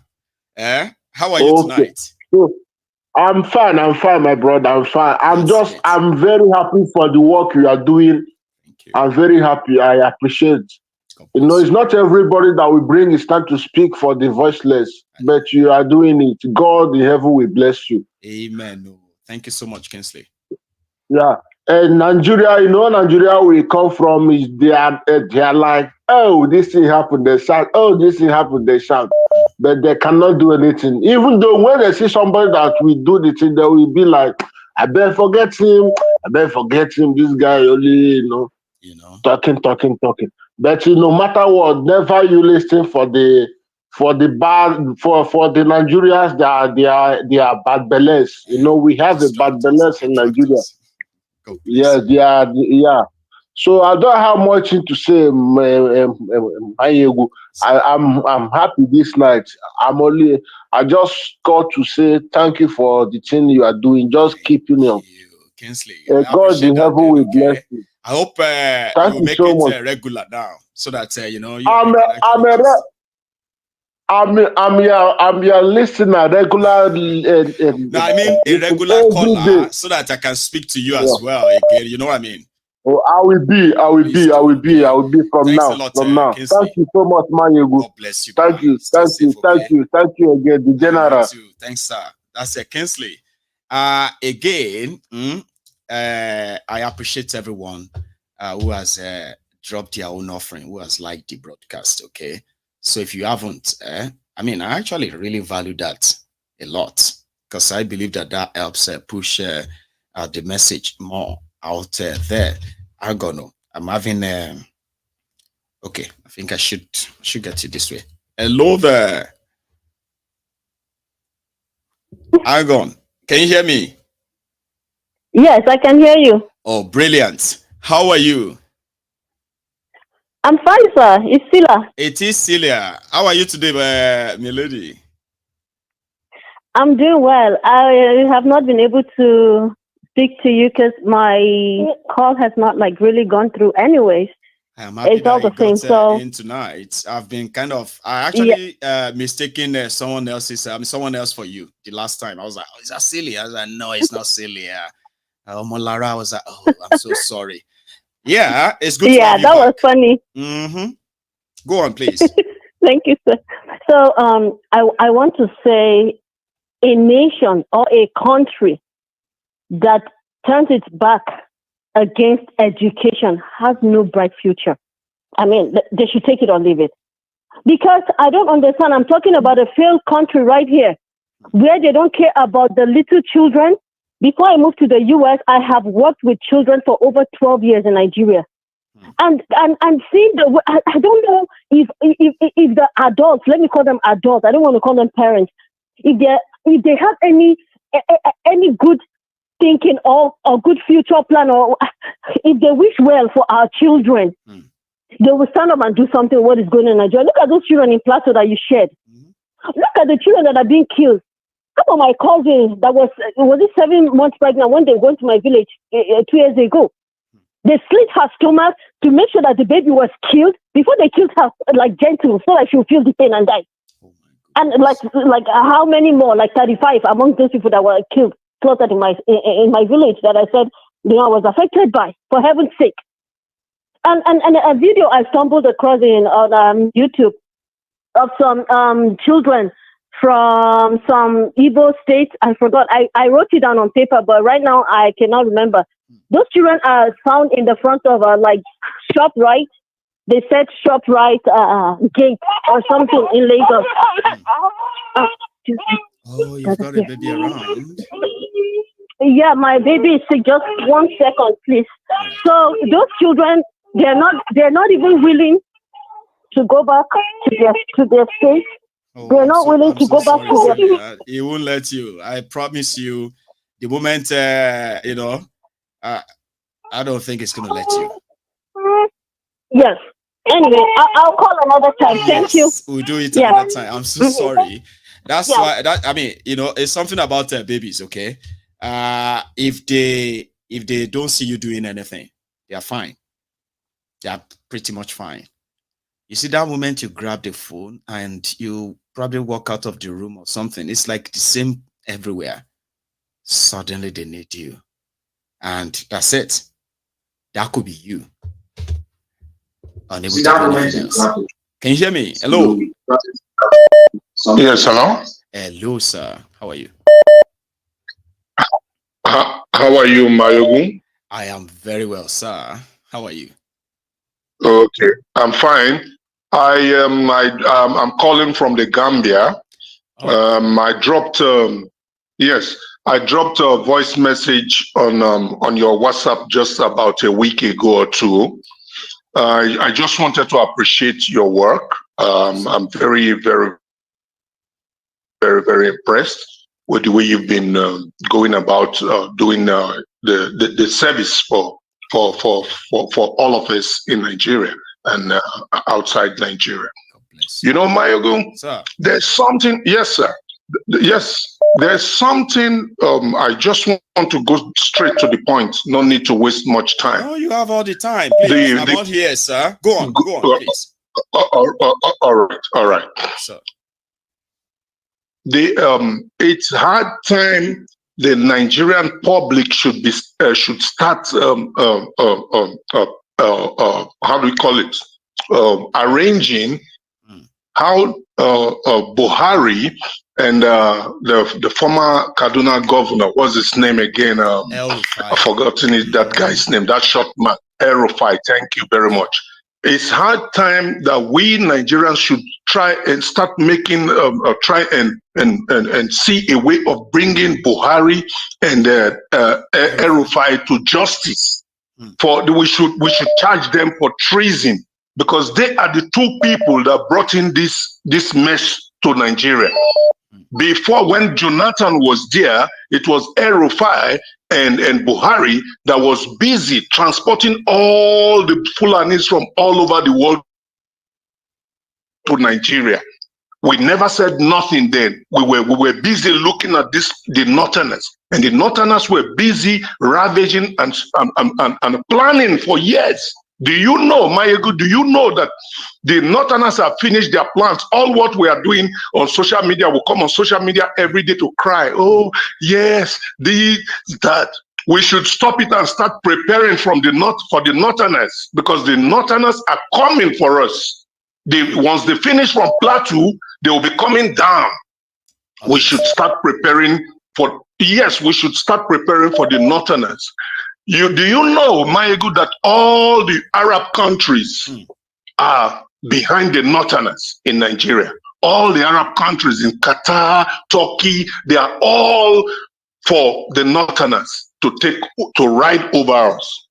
It is time you people on the social media platform to start educating Nigerians to start preparing for the Northerners, because the Northerners don't understand nothing than one thing, which I can't say on the social media. It's just what they want. Yes, you should understand what I mean. They understand just one thing. All this time we come on social media to cry and blab every day. Do you know? So look at the people they wasted in Plateau State. The people are not saying. Nigerians are not standing. People are not saying anything. When it happens today, tomorrow morning, you see everybody, they start going about their works and everything. Look at the kids that are being killed. Sorry. Maiyegun at the verse. I'm not gonna lie you. I do get. I'm not gonna lie for you. I understand the feeling, right? Like I also said that even those who hear you say these things today, and they will try to say, even you that is in far away place from the danger zone, they want you to come back. Why don't you come and do it? Hey, you are talking. Why not you come back? I have told everybody, listen, if you are in Nigeria, where the danger is actually happening, whether you can see it or you can't see it, all right? Nigeria will make you man up at some point, because it's either you wait to get killed or yes, now because the country. Do you know when I left Nigeria? I left Nigeria in 1993. I've been running around the world since 1993. Count how many years did that, Maiyegun? Since 1993. Over 31 years, if we have to be. Very good. Okay. I've been running around the world. When I go to Nigeria, I know they stay past 2 weeks. I know they go to the village. I'm from Ondo State. I know they even go Ondo State because I don't want these kidnappers to kill me. No stories. I just have to stay in Lagos for 1 week, 2 weeks. Even the 2 weeks, body they bite me. Then I have to move again. That is like a slavery to me. It's like people have denied me my rights for so many years. And he hits one from inside. Like when we were younger, we all had this dream of, I want to be this, I want to be that. And the moment I get to this stage, I want to be this, I want to be that. Most of those dreams are being taken away from us right now. People who wanted to have this relaxed, retirement in their home country. Like you are from Ondo State. You've been all over the world and all that. There's a stage in your life you will probably feel like, I want to just build one small cottage here that's going to serve me in my old age, and I can then probably from there go anywhere else. Now they are denying you that. So at some point you're going to see your success. You're going to see your success. Okay. It's going to be like a success. Okay. Do you know? Yes, it's true, Maiyegun. Do you know that many Nigerians now in diaspora that wants to come back to Africa? Do you know that they don't go to Nigeria? I do. When you go to Ghana, you see them buying houses in Ghana, in the Gambia, in Senegal, in different parts of Africa, where we are going to, it's not our home permanently, and we still go through racism and all kind of discrimination over there because Nigerians are the most hated people in the world. Does that? Do you think so that it eats somebody who pay me or they pay me? Like, we are the most hated people. Yes. Say, you can say, oh, if all of you are crazy and you are mad, the worst case scenario, the beautiful thing here is that I can actually just go back to my country and stay there and enjoy my life and have my destiny and all of that. Now that is being denied.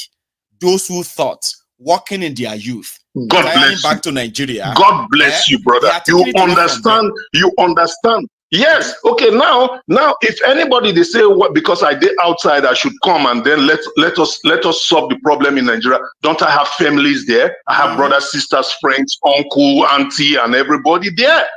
So it's like whatever happens to them, it's like still me. The thing still happen to you. Of course. So I want you, Maiyegun. I please want you to contact those your social media handlers all over the world that are Nigerians. We should start searching for a way. We proclaim how we go take cash Buhari. Buhari should be brought to justice. Yes, Buhari should be brought to justice. Him and El Rufai. These two people are the people that brought in all these Fulanis from Senegal, from Mali, from Guinea, from everywhere. Look at the bomb blast that happened in Ibadan a few days ago. Do you know that Senegalese were involved in it? Do you know that Senegalese people? Yes, people come from everywhere. Nigeria is their playground. All this African country, Nigeria is their playground. Sir, you understand? So much, for sharing that with us. All right, no problem. No problem. Please, God bless you. Please try to do your best. We should catch Buhari. I want we catch Buhari. Well, him and El Rufai. God bless you. Thank you. Proclaimed it, and you have spoken it to all right. The word has come out already, right? You wait for the result. And all right. In the coming, what have you said? We must catch him. God bless you. And you too. Thank you so much. One moment, I have a caller, but I want to go and check how far with our offerings. I told you earlier we were over 2,500 and all of that. But somehow, right, only about 900 of us have actually heeded my call. If you haven't, come on. See, until we start asking African Wala and the rest of them to bring out the altar whip, and I call it whip everybody. Have you liked this video yet? Come on, do it. It shouldn't be a tough one, is it? I've got the prince here with me. The prince. Yes, Baba. Very good general. How are you, the prince? I'm fine, Baba. You? I'm very well, oh. Thanks so much for asking. Yes, so this is Prince Jajama representing IPOB for life, Baba. Thank you so much. Please, Yeah, but thank you so much for the sensitization. You know, there's a word that you said when you are coming to the end of your analysis before the call taking. You said that we should be careful so that we don't, after bringing down this abomination of a nation, will not end up in the hands of the criminal too that that are we are running away from from. the from the collapsing hegemony that the cost system. Yeah, exactly. You know, this is what happened to this country. You know, Eritrea. You know, that country is nothing to write home about. Eritrea I was watching the documentary the other day. I saw there is a place that they said that there is a country that where time is standstill. Since they got their independence, everything there, no single development, the whole thing that they made, and it's a country that I think they have oil. You know, the people that came back and captured the country are these people that you know, the oppressor that they have there was under in Ethiopia. These are the people that fall back to their region and capture the country. You know, nothing is moving there. They've captured, you know, the resources, the Commonwealth as well, and their people are left in penury. I mean, it's meant to. Honestly, you know, that's Eritrea. May we not end up like them? And I believe we can't, because we have tested regional government, yes, confederation, and we are prosperous. So we won't allow we suffer in this zoo and zoological republic and end up in shame. No, God forbid. Amen. You see, the last caller said something, but he mixed it up. He made a good point, but when he started by saying the real problem of Nigeria. The real problem of Nigeria is Fulani. They are the real problem of Nigeria. Buhari is Fulani. Rufai is Fulani. You understand? They are the one that brought all the terrorists from Africa into Nigeria. They are the one that started the Operation Safe Corridor to put all terrorists, give them our Nigerian passport, while the citizens, they tell them their passport is scarce. And all these terrorists, they were receiving our Nigerian passport and all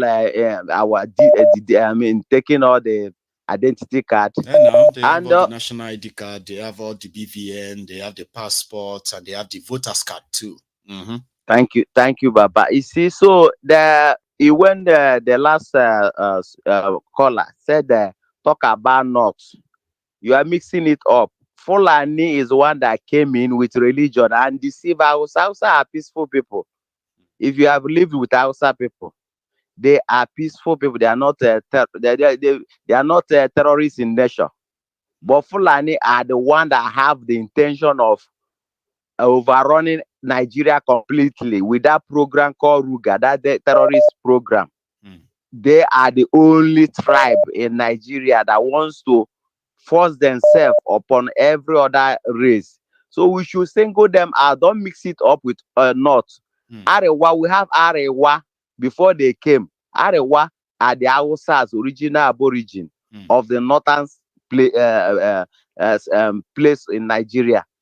Before they now came in and they deceived them through religion, which also we are suffering also in Christianity, also in the West, because a lot of things are mixed up. Okay, so I don't that is a story for another day. So we have to know, we have to pinpoint them. You know, we should not mix match them. We should make sure that we are clearer at those who are the aggressors. Know that they join the middle belt with them. They call middle belt North.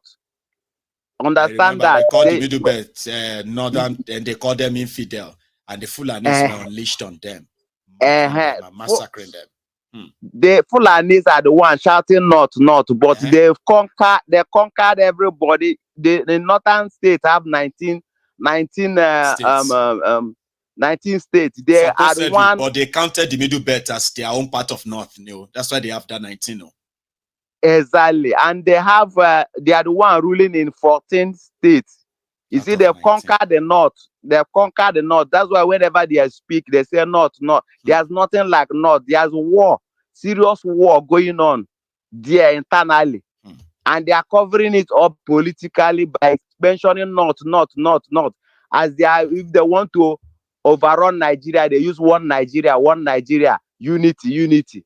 So you should separate them from the north, separate them from one Nigeria, and call them who they are, Fulani terrorists. So that's what I want to say about. Thank you so much, the Prince. Thank you, Baba. You have God a good bless one, you, okay? Baba. So I'll take another one. Yeah, hello.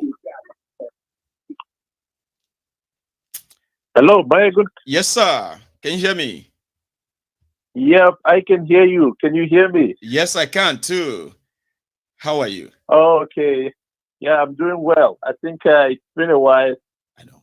This should be my second time of calling you. Would you remind me of your name, if that's okay, so I can remember? Yeah. Yes, my name is Johnson from Utah. Right. I think I kind of remember now. Johnson, yeah. It's actually been a while indeed. How are you, sir? Yes, I'm doing very well. It's been a while getting you, but I bet you probably have been watching from from the behind this scene, and then just never had a chance of talking. Exactly. I've been watching from behind. So I was like, it's been a while. Let me call again today. I'm glad you did. Baba, how are you, sir?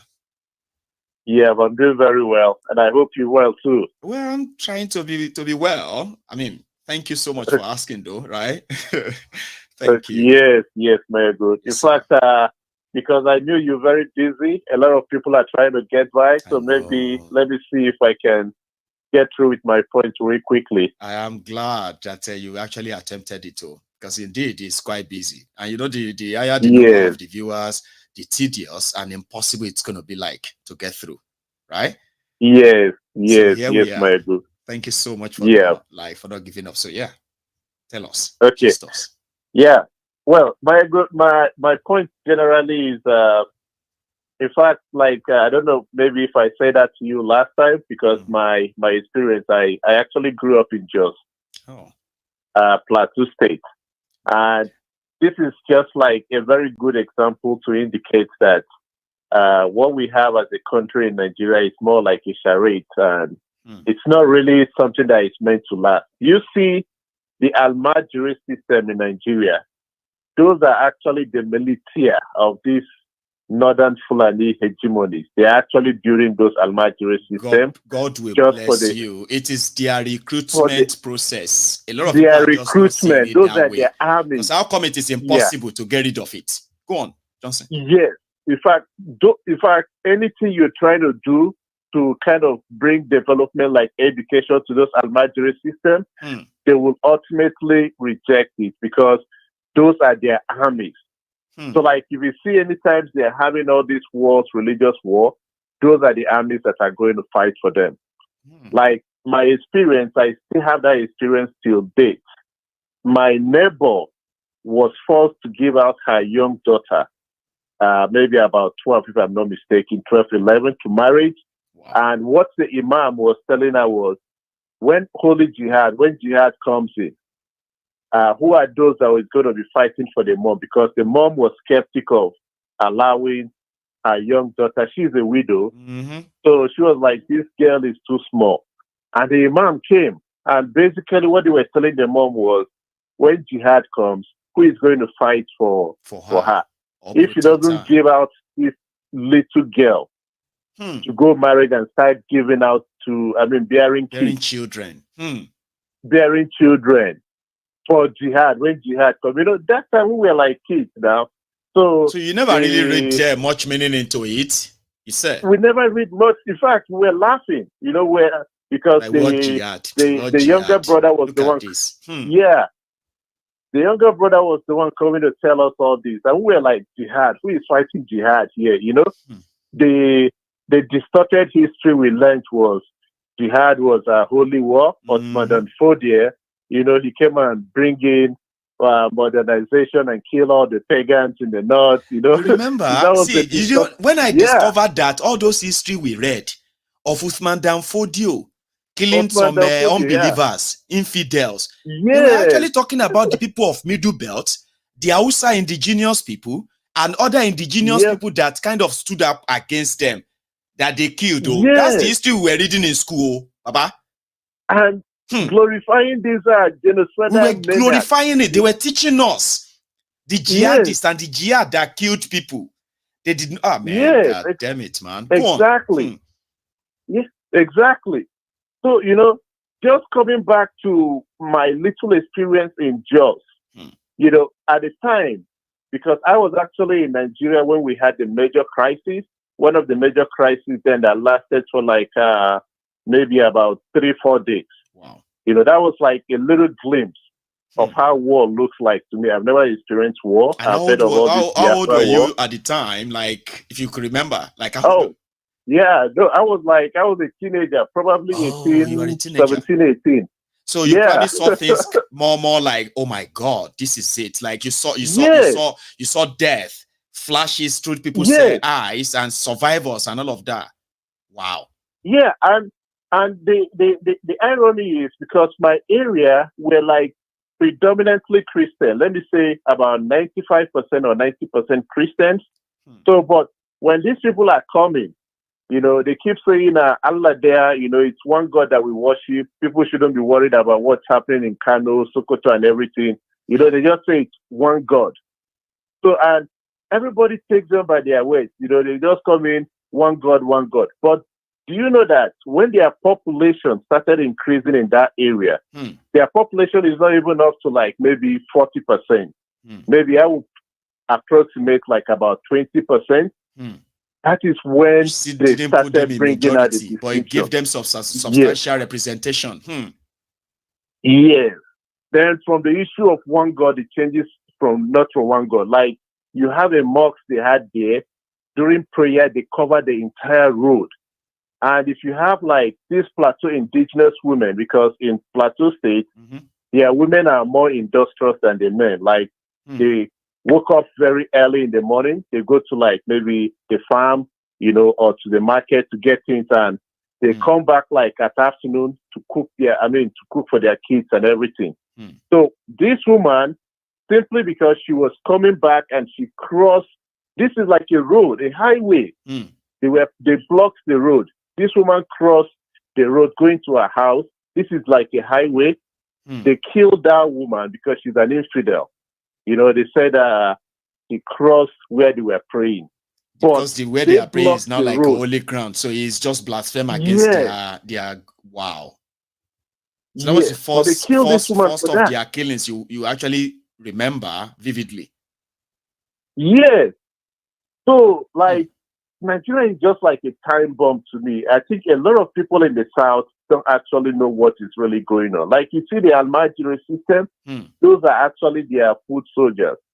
And what Jonathan was doing that time, like it didn't really occur to me very well. Really got this on their Almajiri side. school.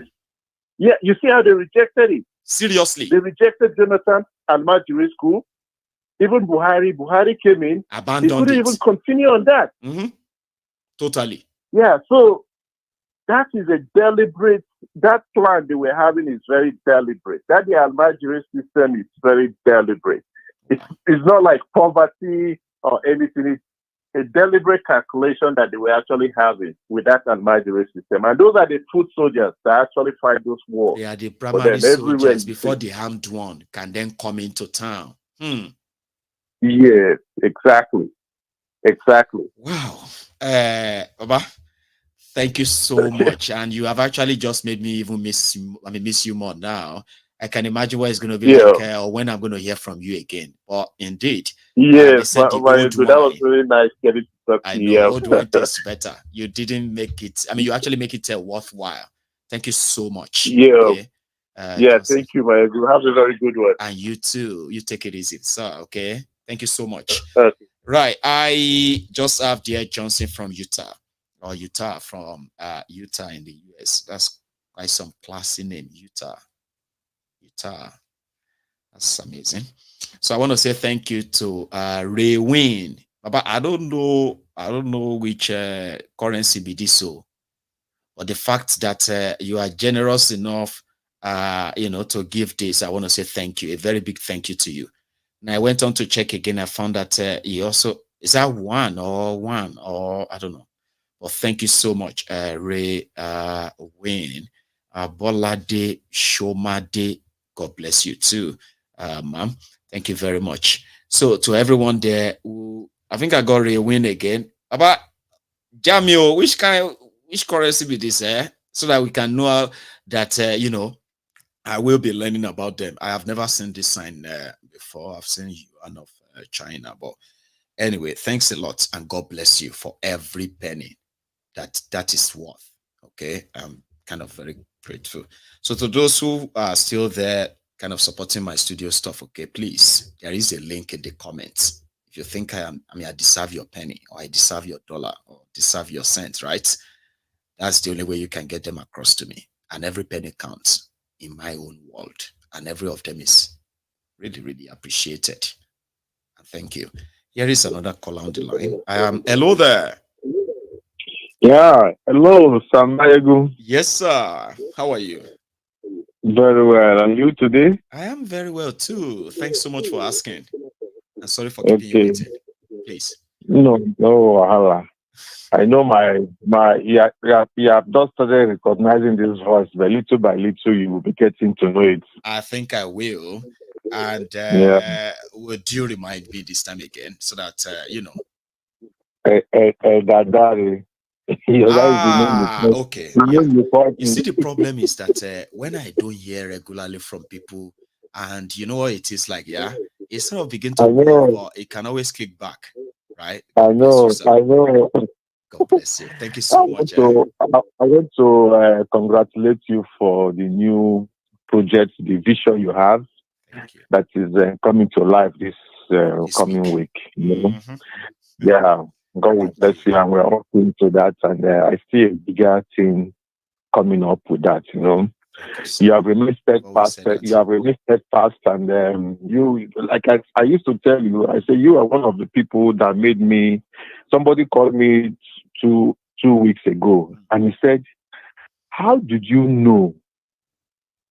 What kind of calculation?" Is there somebody who are both in the finance industry? But he said, "How did you know 6 years ago that this was going to happen, and you quickly japa and left, and you diversify your investments?" You know, and I said, you know, you don't need anybody to tell you. You don't need anybody to tell you. You don't work like a. When you decide to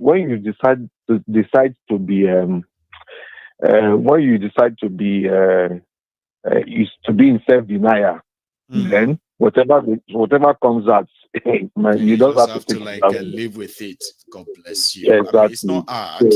People will say the truth, but they will tell themselves that I don't want to accept that. Maybe there is another thing. Maybe there is another thing. That's the problem. Exactly. That is it. That is all it.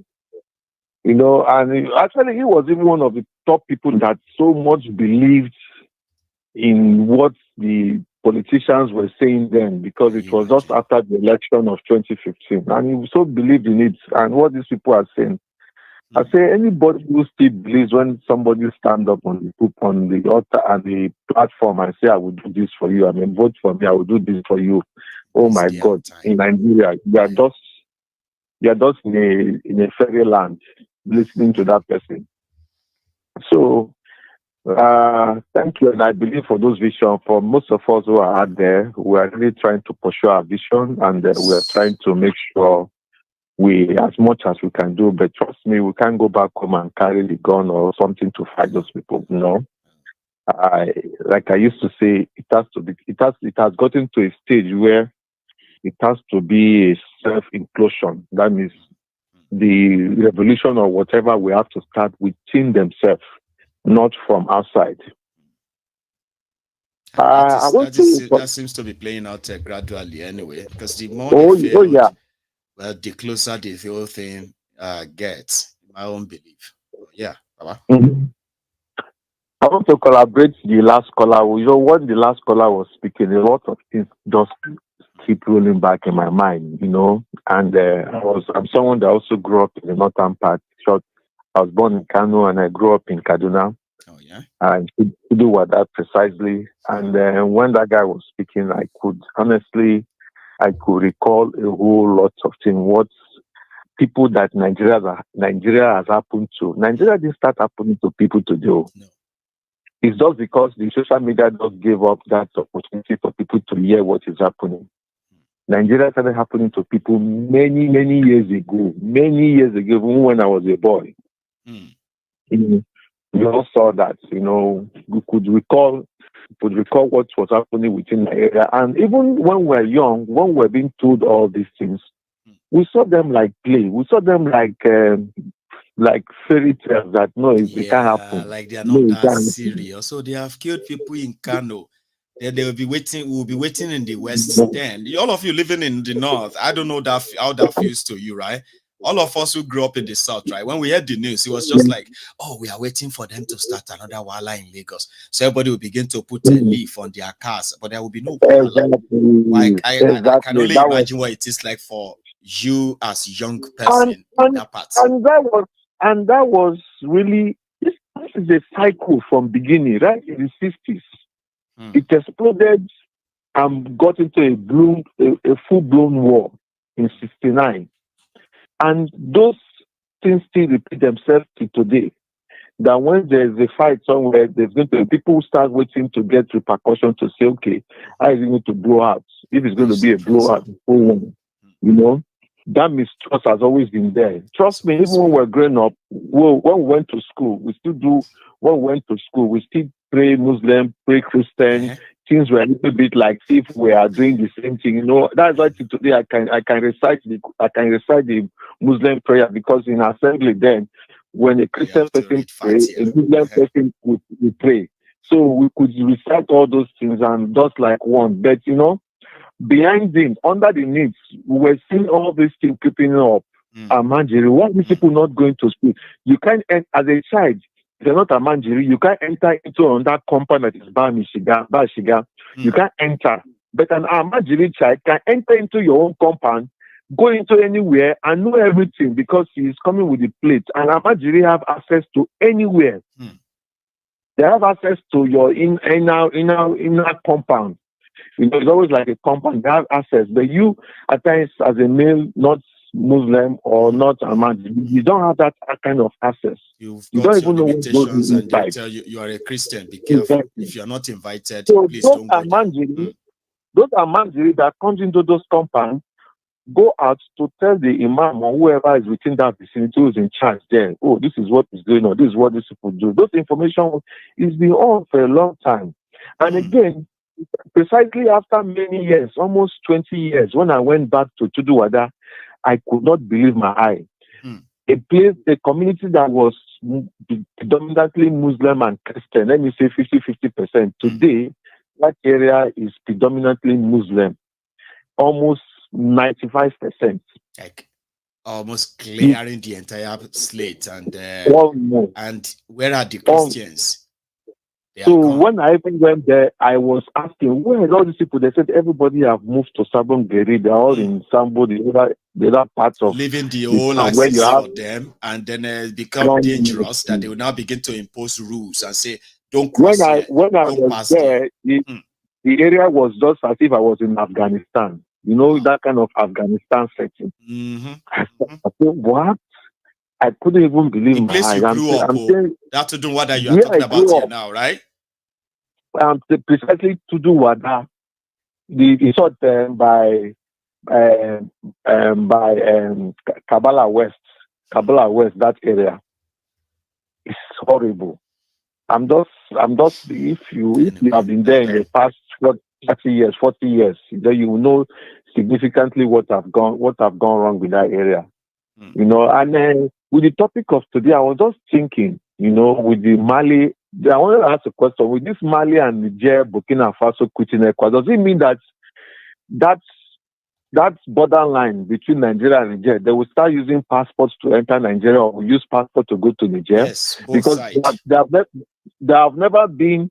That place is even the passage of that place is even more freer than even some place within the city in Nigeria. But let's pretend So, now. Let's pretend know. there is border there, because in this case now, before you can cross from Niger to Nigeria, you have to show your passport and get a visa. Before you can cross from Nigeria to Niger Republic, you will need a visa and a passport. So if you are caught in either country without those things, right, wherever your eyes see, take them like that. But we all know there is no border anyway. So who is going to show the passport or show visa? Who is showing visa? Who is showing passport? That is just nonsense. That's why I say let's pretend there is a border. Okay. Everyone watching or listening to us right now, I advise you to go on Google and search for Nigeria-Niger border. Come back and tell me what you see. Tell everybody to do the same thing. Elder, thank you. When we finish fooling ourselves, living in denial, we'll tell ourselves the truth. And that's what this platform continues to say. Remind everybody the truth. Okay. Thank you so very much. You have a good answer. That's Elder Dari there. Okay. The people who have the experience of the old Nigeria, when they were socially conditioning us, sing the national anthem, sing the Islamic song, sing the Christian worship song as students, conditioning us to begin to, on one hand, to make us feel like we are all the same, it doesn't matter. I studied Hausa in school. I had to pass it, so I was just reading it. I had a Hausa book that they gave to me. Talatinda Biu, Talatinda Oku, Talatinda Daya, Talatinda Udu, Talatinda Talatin, something like that. That's me reading 1, 2, 3, 31, 32, 33, 34, Talatin, Talatin, Talatin, like that. I was studying Igbo in school. I had Igbo teacher in my school. All of those things, right? To be honest, I was just reading them to pass the examination. And unfortunately, I actually failed them. And this is pretty much like lack of interest on my part as unserious student. I wasn't a serious student. I was one of the best students in my school. Because I can pass examination and I could do so well that everybody kind of feel like he's a genius. I just read to pass. So conditioning, social conditioning, only for us to now grow up and see that same Nigeria where Allah Akbar, where people are lynching people, killing themselves because of the difference in their tribe, difference in their religion. And a lot of us who grew up in that old Nigeria, it is like we are the last people to see that social conditioning in a way that so many people you see today, when they tell you that they can't believe this is Nigeria.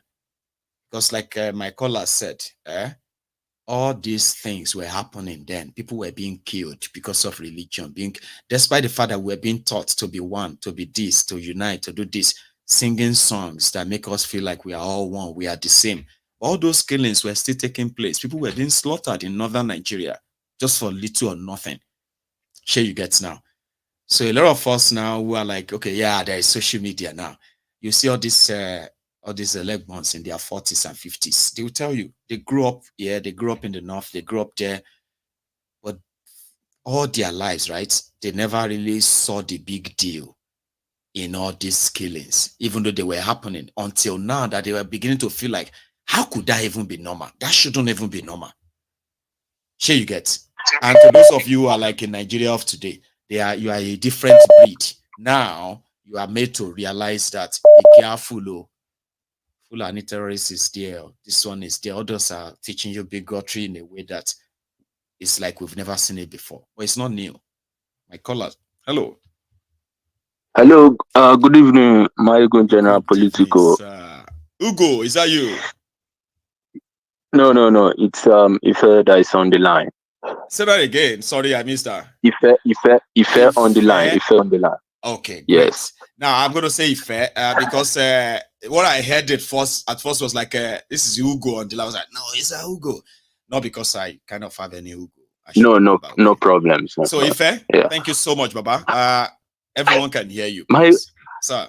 Maiyegun, You see, I'm noticing a trend now on on the platform. Have you also noticed now that those of the southerners that live in the northern area are the people now calling most time on the show, telling us more about the north now. It seems now, since everybody eyes is now open, like People it are kind seems of there's getting no the way. first-hand real Exactly. information. Well, I think that may be a pattern, but it's a good one, isn't it? Yeah. And it's affecting all the southerner in the north. They are now voicing out what everybody has known historically before. Or maybe because that area has been a bit peaceful for them, they don't always want to talk out. But now since it's affecting everybody, people selling their properties, leaving their families, coming back, relocating back to the south. Now you now see people talking about all these things happening, which for me, although I've never lived in north before, which for me is sad. I understand, yes, people can have their livelihood, their families away from home. Yeah. But at times in life, when books come to shove, you have to take the tough decision. I know a family. This man has already retired in Maiduguri, in the southwest. The last crisis that happened, they had to leave their property, everything, sell some of them, then come back to Ibadan to come and build a new property. Start afresh. But because they have one property that is close to the university that they use for this, they are still stuck.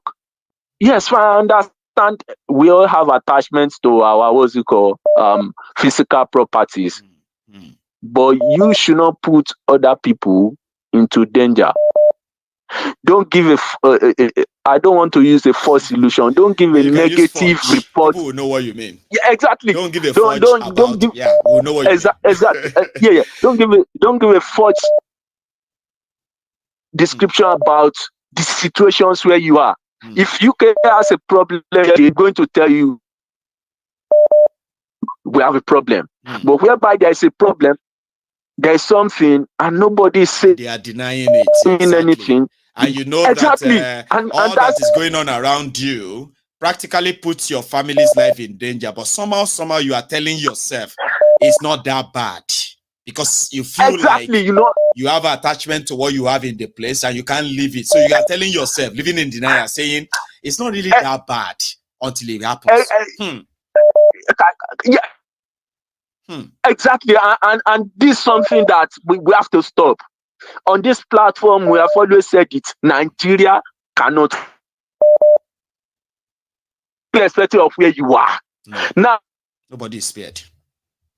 Now the politicians are now going back to, they should go and carry one 1970 constitution, regional system. You see that most of them are not talking about one Nigeria. IBB self was talking about the sovereign power. IBB was the same one, no? The same IBB that was that. Well, can you imagine?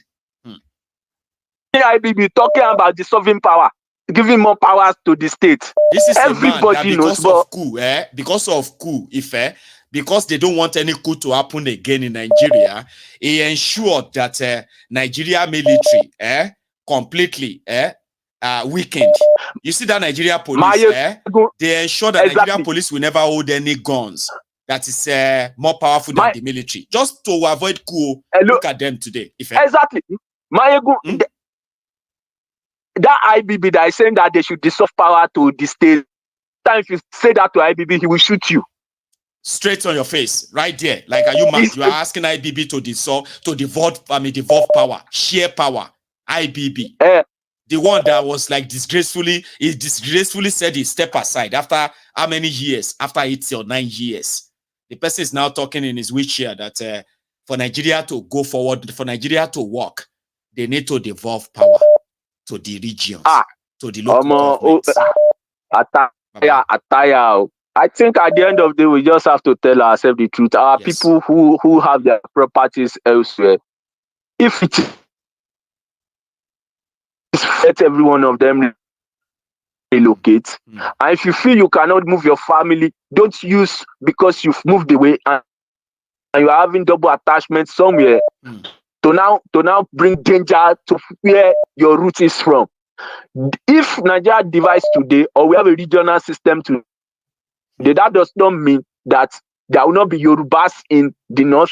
Absolutely, that doesn't mean that Yorubas will not live south in that. That there will does be not mean Yorubas that will choose to stay there. South. And the same be scattered around anywhere in the country. Yes. At least we have Hausas in Republic of Benin. That's right. We have Hausas in Cameroon. Yes. We have Fulanis in Cameroon. We have Fulanis in everywhere. Yes, now. And the same thing, we have Igbos, Yorubas everywhere around the world. But a system that is against your identity, your generation, because everybody that lives, I would say, UK. The first thing that first of all came to my head was, Nigeria waste. Anybody that left Nigeria, the first thing is Nigeria wasted my time. But we just at the end of the day, we just tell ourselves we thank God. At least that we still but thank God for what? Exactly. Making it up to some extent, right? There are those who will never have that opportunity. Exactly. Imagine what it's like for somebody in that Nigeria where they have already cheated everything against them, right? And they will never experience any other life except the one offered them by these criminal politicians. Imagine that if somebody if to say heaven, like as heaven day, hell day, like they say, But when person get there, Baba, now you're going to feel angry. Now you are supposed to be angry and say, man, what they tell me, say make I go to hell, hell, bow. You know where I'm coming from, Nick? I have never tasted any two lives. To understand, Baba. Now look at the exchange now within 8 months. 8 months. Within 8 months. Now, I remember as of 2017, I still changed £1 to I think around 450, 500. In the space of 5 years, now we are still under of this year was 2,000. Here you get. Now, what they are doing to reduce the ratio that it doesn't get to that is to go and borrow money. Here you get behind the scene. And that will actually make it even worse. Well, thank you very much, Maiyegun. Thank you so much as well, Baba. Thank you so much. God bless you. God bless. And you too. Thank you. Thanks a lot. Now, this is normally where we should draw the curtains, and that's where we are going to draw it. Okay. Thanks so much to everybody who has been part of this. I am so sorry to those who are still trying to get through. I understand how this feels. Like, oh, Maiyegun, please don't go. We still want to get through. I know. But my time is, our time is really up. Okay. We've had our few, and we wish Mali, Niger, and Burkina Faso, we wish them all the best. Okay. However, we hope that Tinubu and his handlers at this point, they can reduce the damages this is already done and is still going to do. There is no room for grandstanding and what have you, okay? And the rest of us, if Mali, Burkina Faso, as well as Niger, if they can no longer stop the terrorists like they have been doing in the last 15, 20 years. So we hope that all of you who call yourself elders and leaders across Nigeria, wherever you are right now, you will join us to continue to mount pressure and ensure that Tinubu and those, whoever is there, trying to continue to disarm the people for these terrorists that are coming. You need to tell them to back down now. And I'm serious, okay? Because at the end of the day, the citizens will have to defend themselves. The Nigerian military, the Nigerian police, the Nigerian DSS, as well as all of their security system have all collapsed, compromised. And it's already shown that they are already overwhelmed. The citizens will have to take law into their own hands. You will need to speak to those around Tinubu, especially those who are making those ridiculous decisions in the military and in the police, disarming the citizens The citizens that are going to be overwhelmed with terrorists soon. There are already citizens in Nigeria up north that are already paying taxes to terrorists, in case if you don't know. This is true. Yes. Nigerians inside Nigeria, they have places where they called the ungoverned areas. Ungoverned area are areas where you will never see Nigerian police, Nigerian military, or any sign of Nigerian government. But there are Nigerians there, trapped as slaves, paying taxes to these terrorists in different communities up north. And they've been doing so for years now.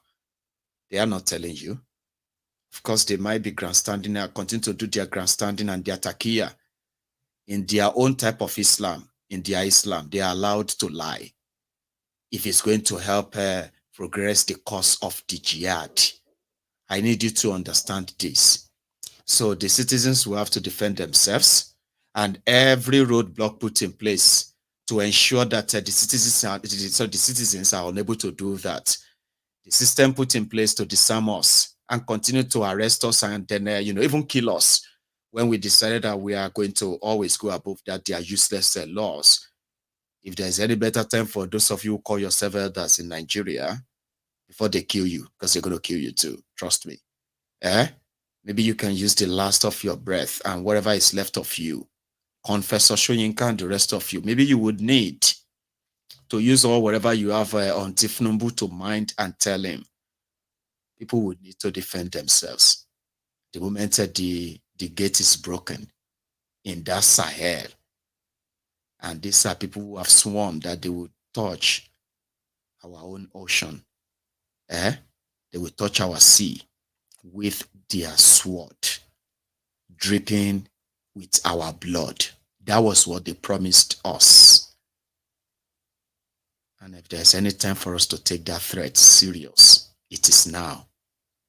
Taqiyya makes some of them to lie to you. They will lie to you. We are Muslims, we don't support these people. These people are not representing us. These people are this, blah, blah, blah, blah. It is called taqiyya. Taqiyya is called a lie. You can lie to promote the cause of Allah. That is their belief. And in this case, we will educate the citizens, harm them with the right information to understand that even if the system is trying to disarm you for these terrorists to come and take your life or whatever they can't take from you, with the right information, you are not only going to be harmed with the right information, you will be harmed with the right equipment too. I'll leave it at that. And I'll say thank you. Always blessed. Thanks so much for your super chat as well, okay? Everybody, Tuesday is my birthday. And we are going to do it solemnly. And that Tuesday was supposed to be my 40th birthday. But I'm going to kind of treat it just like any other day, but still significant. So I've decided I was just going to make a move and just get, just reach out to the, to the people that probably cannot help themselves. And I'm going to keep all of that to myself and private. And I will probably then swim in your prayers and well wishes and the rest of that. I just thought I should remind you. And thank you for all the support. Always.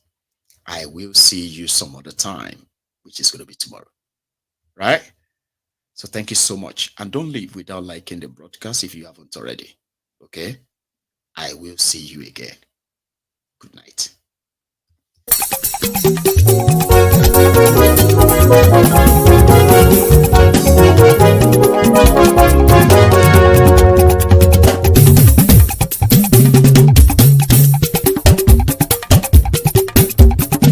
Maiyegun làwa mọ̀ làmọ̀ tó dòdòdò.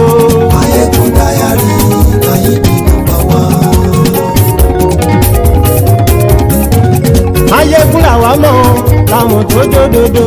MaiyegunDiary, Maiyegun #1. Maiyegun ti dé o, ọ̀rẹ́ ará ìlú. MaiyegunDiary, Maiyegun #1. Lórí Facebook, lórí YouTube. MaiyegunDiary, Maiyegun #1. Gbogbo bó ṣe ń lọ ni Maiyegun já wa sí. MaiyegunDiary, Maiyegun #1. Àṣírí ọ̀jẹ̀lú kì í bò níbẹ̀ o. MaiyegunDiary. àní Maiyegun máa wí. MaiyegunDiary na ibi number one. ó sì tún ṣe eré wàá gbọ́ níbẹ̀ o. MaiyegunDiary na ibi number one. MaiyegunDiary diary Politico. MaiyegunDiary na ibi number one. Godfatherism kò sí lọ́rọ̀ Maiyegun. MaiyegunDiary na ibi number one. ẹ farabalẹ̀ sẹ́ o kẹgọ́rọ̀ lẹ́nu o. MaiyegunDiary na ibi number one. àní Maiyegun làwa mọ̀ tó dòdòdò. MaiyegunDiary na ibi number one.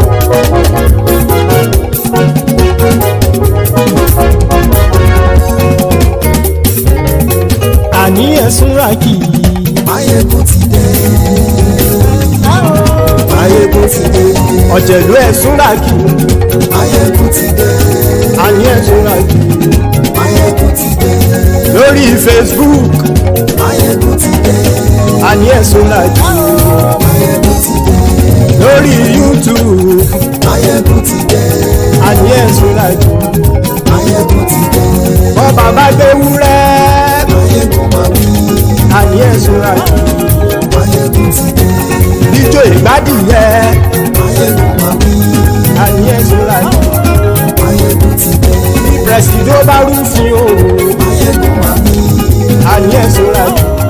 Maiyegun ti dé. bí gómìnà kówó jẹ. Maiyegun máa wí. àní ẹ̀sùn ràkì. Maiyegun ti dé. ọlọ́pàá tí ń darí bá. Maiyegun máa wí. àní ẹ̀sùn ràkì. Maiyegun ti dé. aṣòfin tí ń rúfin o. Maiyegun máa wí. àní ẹ̀sùn ràkì. Maiyegun ti dé. òkúra olóṣèlú. Maiyegun máa wí. àní ẹ̀sùn ràkì. Maiyegun ti dé. ọ̀jẹ̀lú ẹ̀sùn ràkì. Maiyegun ti dé. àní ẹ̀sùn ràkì. Maiyegun ti dé.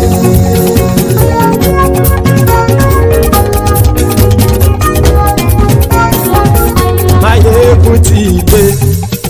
gbogbo ọ̀jẹ̀lú ẹ̀sùn ràkì. Maiyegun ti dé. gbogbo ọ̀jẹ̀lú ẹ̀sùn ràkì. ṣùgbọ́n ní bá ti ṣe èyí tó yẹ kí wọ́n ṣe ọmọ bá dèrò ní fi wọ́n níran o. Maiyegun ti dé. Gbogbo ọ̀jẹ̀lú ẹ̀sùn ràkì. Maiyegun ti dé. Gbogbo ọ̀jẹ̀lú ẹ̀sùn ràkì. ṣùgbọ́n ní bá ti ṣe èyí tó yẹ kí wọ́n ṣe ọmọ bá dẹ́rọ̀ ò ní fi wọ́n níran. wọ́n fowó bẹ́ẹ̀ o Maiyegun ó sọ pé wọ́n ò bẹ́ẹ̀ wọ́n fowó bẹ́ẹ̀ Maiyegun ó sọ pé wọ́n ò bẹ́ẹ̀ oníkanṣá ti ṣe èyí tó yẹ kí wọ́n ṣe fáwọn ará ìlú tó gbé wọn débẹ̀ o àyè. Maiyegun ti dé gbogbo ọ̀jẹ̀lú ẹ̀sùn ràkì. Maiyegun ti dé gbogbo ọ̀jẹ̀lú ẹ̀sùn ràkì. ṣùgbọ́n ní bá ti ṣe èyí tó yẹ kí wọ́n ṣe ọmọ bá dẹ́rọ̀ ò ní fi wọ́n níran. ha kì máa yí ṣe eré ọ̀rọ̀ yìí kì í ṣe ẹ̀fẹ̀ kì máa yí ṣe eré ọ̀rọ̀ yìí kì í ṣe ẹ̀fẹ̀ ẹni bá ti lè lẹ́bọ̀ lẹ́rù o ọmọ bá dèrò kàṣàyè tú wọn síta. Maiyegun ti dé gbogbo ọ̀jẹ̀lú ẹ̀sùn ràkì. Maiyegun ti dé gbogbo ọ̀jẹ̀lú ẹ̀sùn ràkì. ṣùgbọ́n ní bá ti ṣe yìí tó yẹ kí wọ́n ṣe ọmọ bá dẹ́rọ̀ ò ní fi wọ́n níran. tẹnitẹni ọmọ Maiyegun ọ̀rẹ́ ara ìlú mọ̀mọ́ ni mo fọlọ́hún sọ ẹ̀ bá kìlẹ́bù lóòótọ́ olódodo ìlú ọ̀tá ìlú mọ̀mọ́ ni ìwọ ṣá máa ń ṣọ́ra kò sì mọ́ bẹ̀rù bọ́tà ń lè rí bóníṣègùn lé káwọn mọ̀mọ́ fi ṣera wọn ni ó ti dẹrùn tí wọn ò gbọ́dọ̀ sì mọ́ bẹ̀. èèpo ọ̀bọ̀ lọmọ bá dérò tàjẹ́ ò gbọ́dọ̀ jẹ́ ó ti jọba lórí àbínú ẹni kò sì mọ́ bùyà àìsíwọ́lu ní ẹnìkẹ́ ìgbódì ẹyin lápàrà ó kó ẹni tó bá dán wò á kàmù. Maiyegun ti dé gbogbo ọ̀jẹ̀lú ẹ̀ tún ràkì. Maiyegun ti dé gbogbo ọ̀jẹ̀lú ẹ̀ súnra kí o ẹni bá ti ṣe yìí tó yẹ kí wọ́n ṣe ọmọ bá dèrò òní fi wọ́n níran o. Maiyegun ti dé gbogbo ọ̀jẹ̀lú ẹ̀ súnra kí. Maiyegun ti dé gbogbo ọ̀jẹ̀lú ẹ̀ súnra kí. Ṣùgbọ́n ní bá ti ṣe yìí tó yẹ kí wọ́n ṣe ọmọ bá dẹ̀rọ̀ òní fi wọ́n níran.